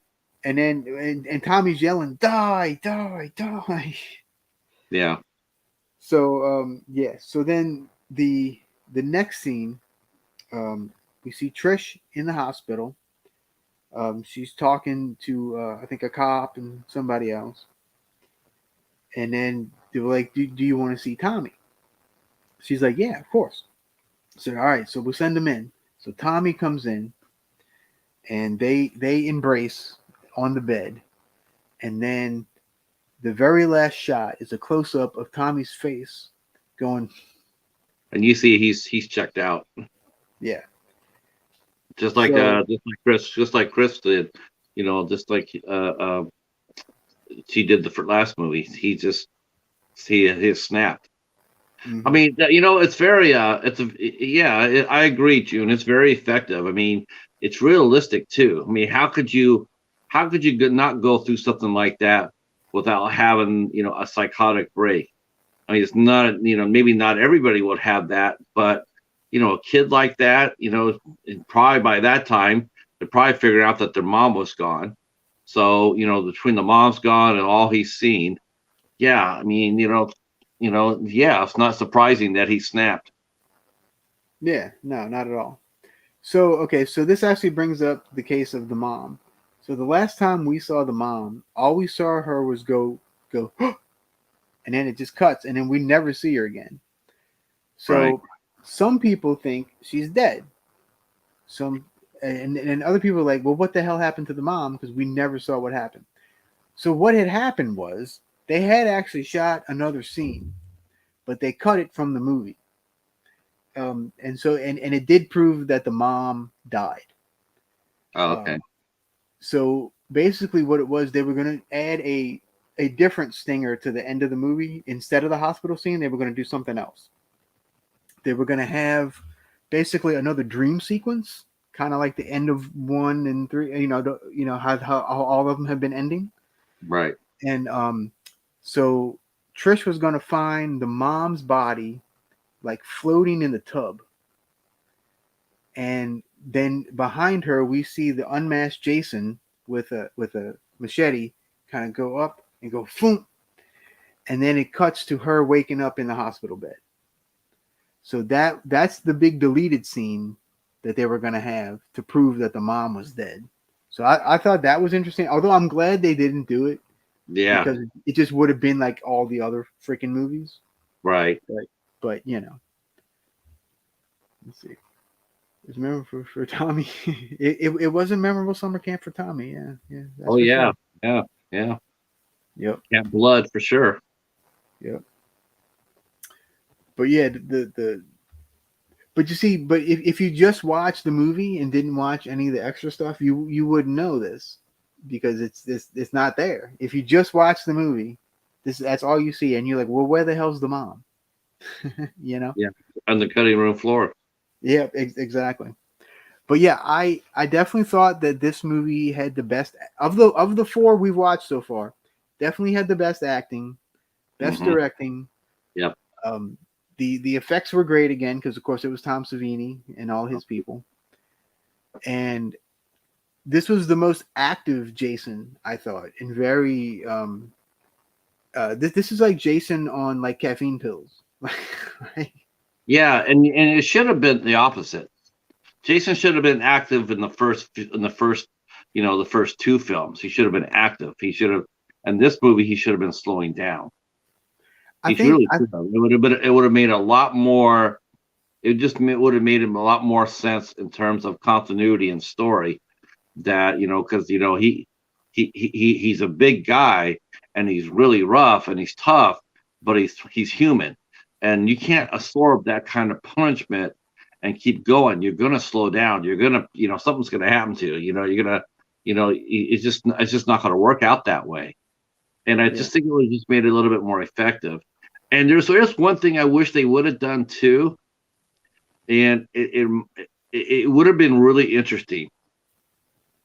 I do think that when when he got hit this time here, I think when he got hit in the head with the machete Mhm. before he falls, I really thought it would have been really good for him to sit there and say one word.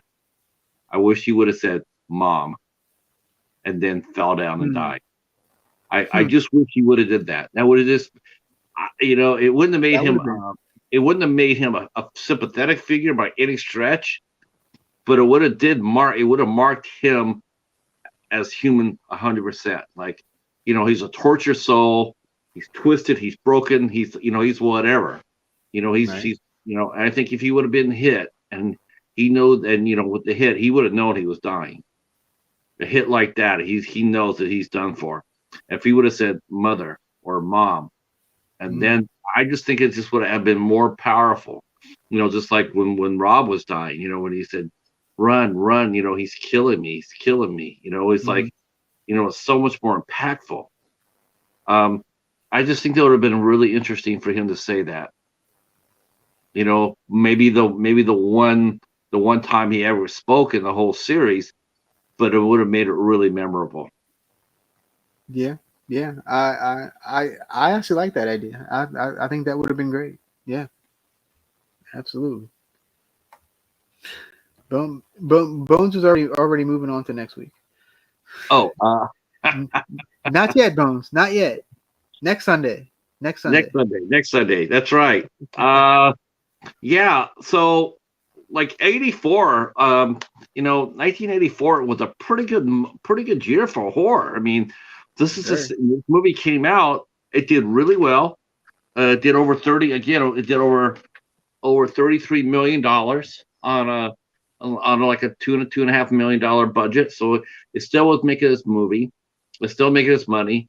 Tom Savini came back to help kill Jason. He wanted to help kill what he helped create. Um, and really, what's interesting too and they already, you can see the foreclose they're already foreshadowing going forward because Tommy Jarvis was created by a writer named Ron Kurtz, and they mentioned that, based on characters based on, whoever, like, Victor Miller created Jason, and Mrs. Voorhees, and then Ron Kurtz created Tommy Jarvis, uh, and that was interesting, especially I think, because they already talked about it before the last movie, about I want to behead Jason, let's put him on fire, let's behead him, and they're going like, well, it's the final chapter, but we don't really want it to end, we want to have a little loophole, and it took them a movie to figure out how to bring him back, and of course, that pretty much ended the series as we know it now. Yeah. Next, and when we pick it up on part 6, it's going to be totally different. Yeah. It's hard to say. It's hard to say. I mean, it's going to be a lot more. I don't know. It's not going to be. I can tell you right now, going forward. I can tell you right now. I mean, and that includes me loving Jason X as I do, but it's not going to have the same impact going forward. You just know it isn't. As far as the emotional aspect of it, and now it's just going to basically turn into, it's like, we're going to turn in and see how many people die. We're not going to really care about the characters. They're going to become more paper thin and more cardboard. And it's sort of like the Saw movies. The same thing happened to the Saw movie. After the third Saw movie, they just sort of petered out as far as story goes. It was all about the traps. And I think that's what happens with a franchise like this, like Halloween. Halloween suffered the same thing. It's like, okay, it's the same old, the boogeyman or whatnot. I guess that's part of the challenge of writing for a franchise like this is how do you keep it grounded in somewhat reality, to make you care about the people that you're watching instead of just sitting there just staring at it and going like, all right, put the axe in his head already, Mm-hmm. Well, the interesting thing, and I guess not really to get ahead of ourselves, but starting from the next one on, I appreciate that each movie to me from now on, they try something different. Yes. If you really start thinking about it, each one really starts to get different. These first 4 were all very similar. It was kind of like just one long, real long movie. If you could just put them all together basically. But from now on, each movie is going to be a separate story, just a kind of a separate thing. And I appreciate that they're going to try different things throughout the series. Yeah, I can see that. But I also see what you're saying too. So it's kind of a double-edged sword. You know what I mean? Right. Yeah. 84, like I said, 84 was a good year for horror. Later on that year, we saw Silent Night, Deadly Night came out. We saw the first Freddy movie came out. Nightmare on Elm Street, the original, came out. Right. Yep. So I mean, there was, it was a good year as far as if you're looking for classic horror films. At least with those first two. I mean, another good movie that came out during that year was Razorback, which I actually saw at the theaters. Nice. Yeah, I thought it was pretty strong. I mean, this fourth one was definitely. I mean, the writing was on point. They just had enough gore. I mean, this is definitely all around. It just makes you wonder what they, like, if they would have ended that series right here, right now, man, it makes you wonder just how much more iconic it would have been. That's the problem too when you keep going on.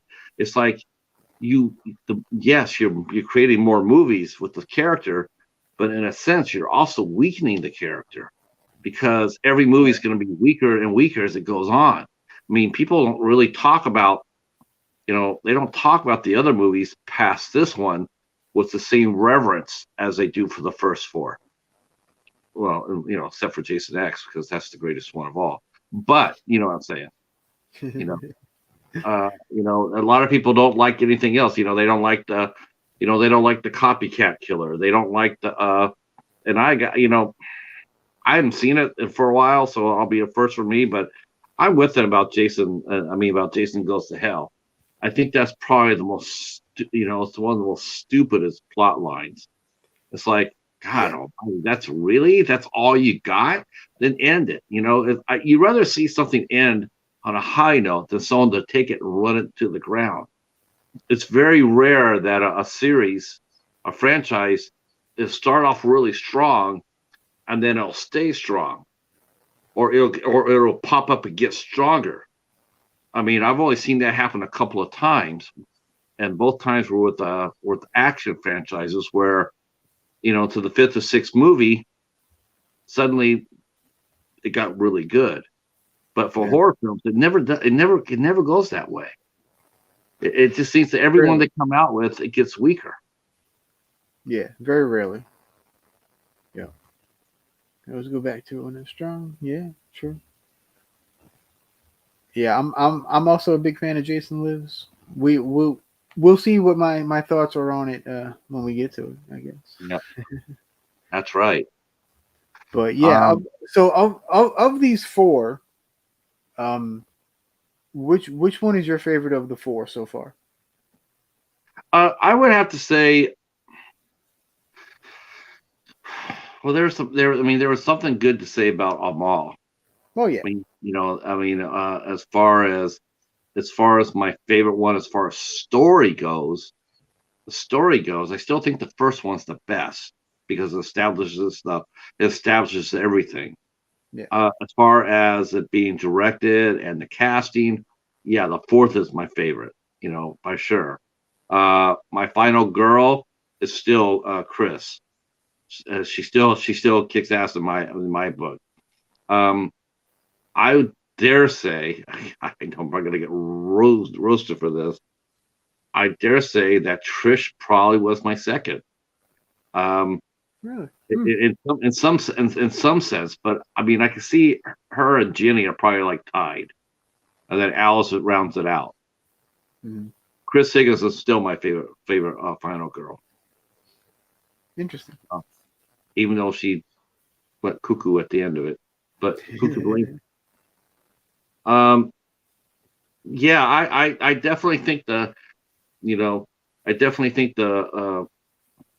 I don't know, the first movies, their kills maybe they weren't the greatest, but the fact that they were done by a woman in her 50s, Mhm. it's sort of spooky. It's like, damn, you just don't see that.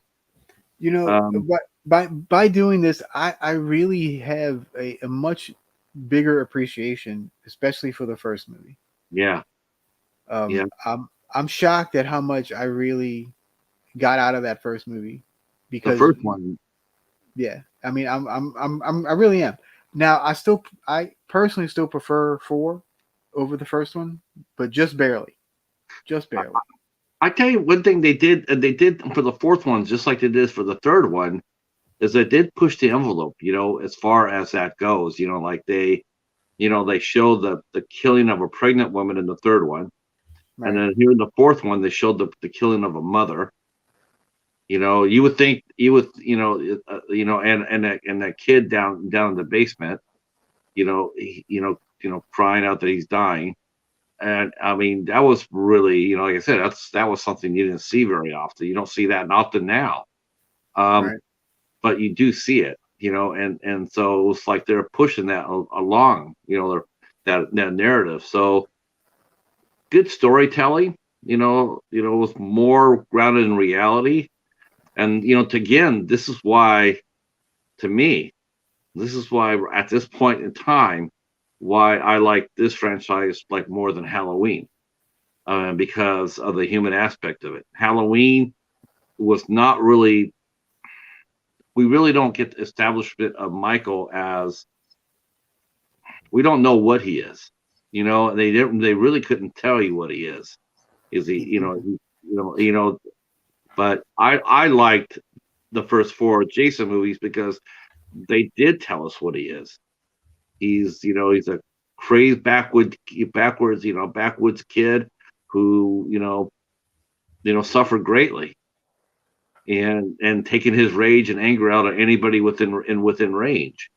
You Yeah. know, so that's how I see it. I definitely see Friday the 13th as uh, yeah, yeah, Evil Dies Tonight. Yeah, I definitely see Jason right now as at this point in time. Maybe later on it might change, but right now I see it as the number one horror franchise right now. Of the Hopefully they get their act together and either fix the series or make some more, do something with it.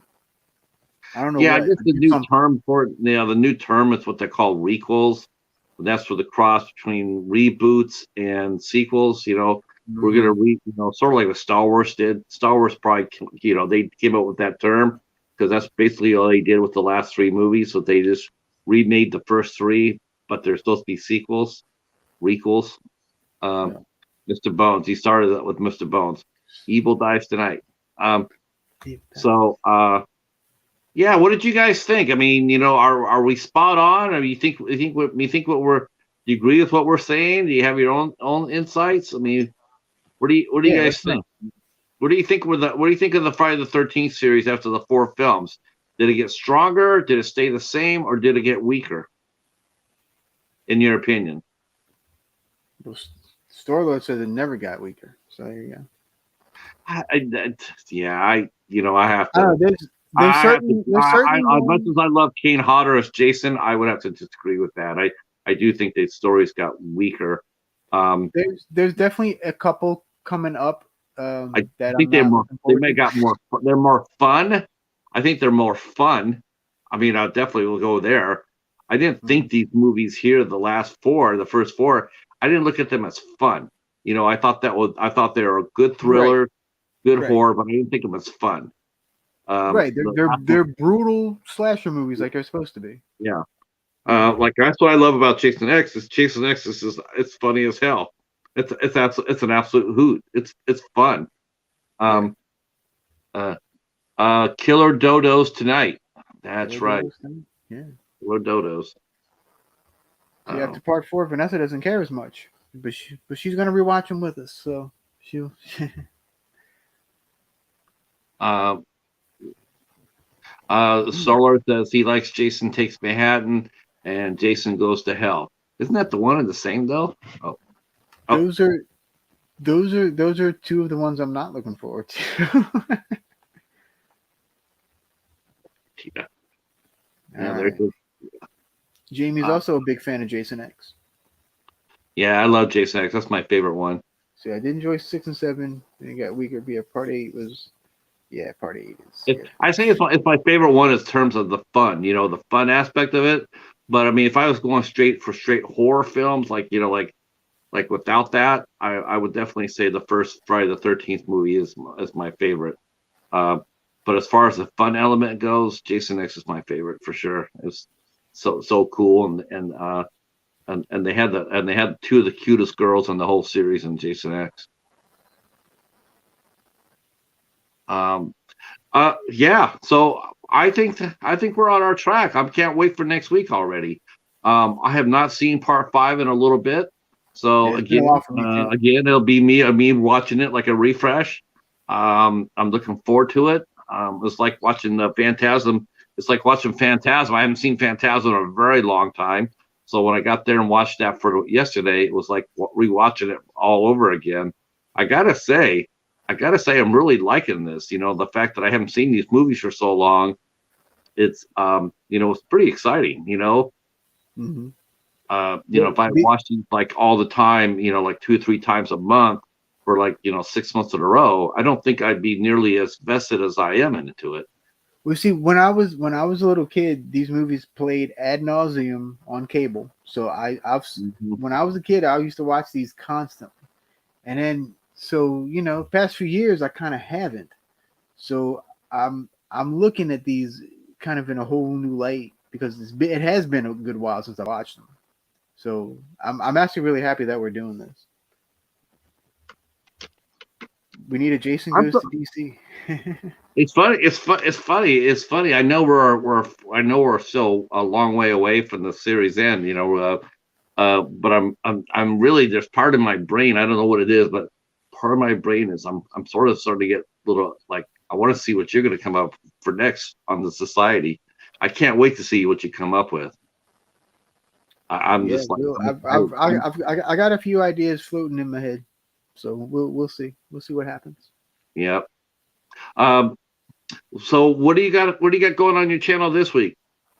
We're gonna start wrapping this up here, Yeah. So but this week, I just right now I only have planned To Be Tuesday, 10 o'clock Eastern on Tuesday night. what do you want Um, this time? Katie and I are watching the Romeo and Juliet Killers. It's a Tubi original thriller. The Romeo and Juliet Killers. That Killer sounds like a Romeo. Lifetime movie. I know, right? But yeah. So Yeah. we'll see how this goes. Yeah, the trailer kind of looks okay. So I'm interested in it. So we'll see how it goes. So yeah, that'll be at 10 o'clock on Tuesday night.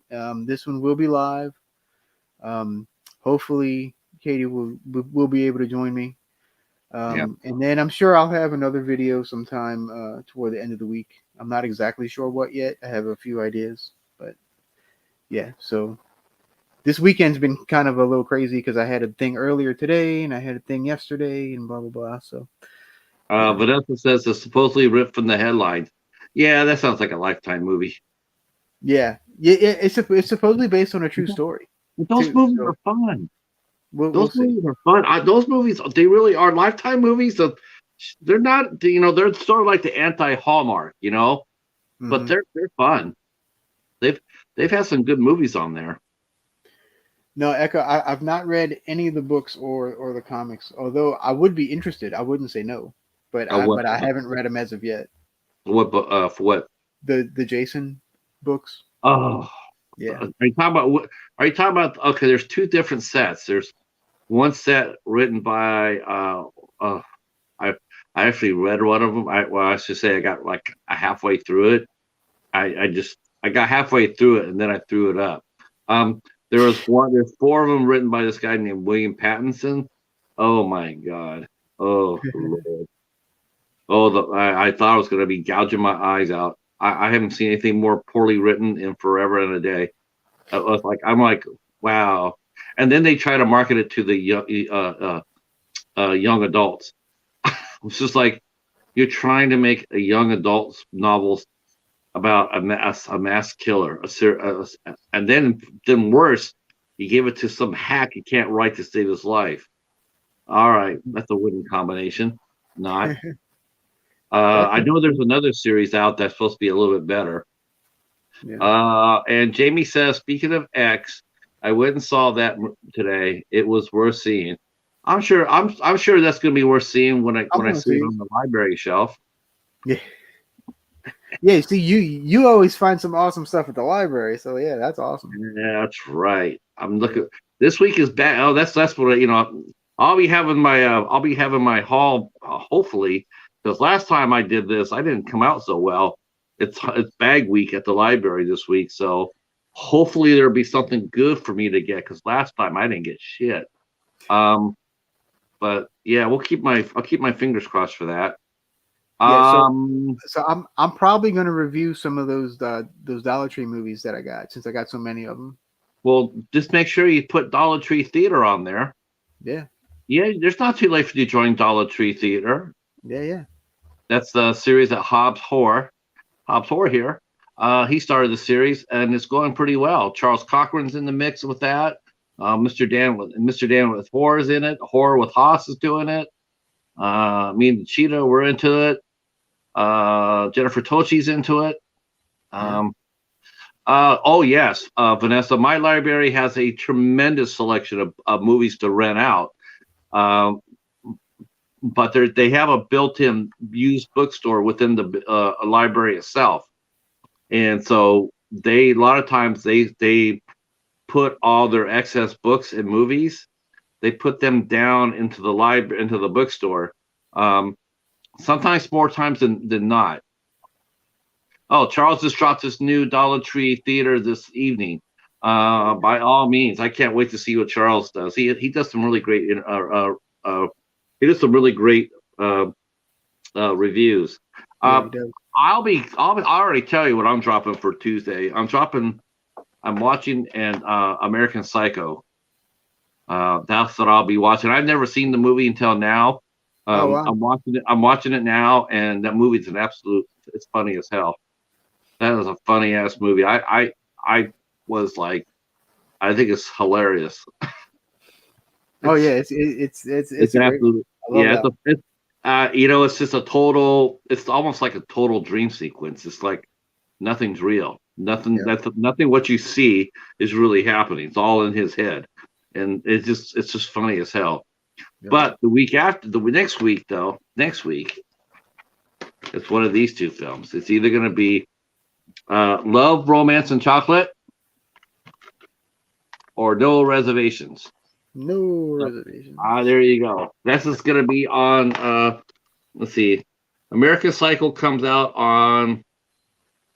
Oh shoot! I'll tell you. American Cycle comes out on the 22nd, and then on the 29th, this comes out. One of these two, and then I'll put up my new choices up next week. Nice. Yeah, that's a funny ass movie. I have to admit I'm not a Bret Easton Ellis fan. I'm actually giving the credit for this movie to Genevieve Turner and Mary Herron. They definitely they definitely did a great job with the screenplay. Oh yeah, Yeah, for I sure. really like it. Yep. That's about it. Wow, I'm busy this week. I got once. I'll tell you a couple of shows I do got. You guys can, if you guys want to come out on Friday night at 8 o'clock. I have Sadie Katz coming out, and then on the 23rd, I have Destiny Soria will be out. So yep, that's all I got. Nice.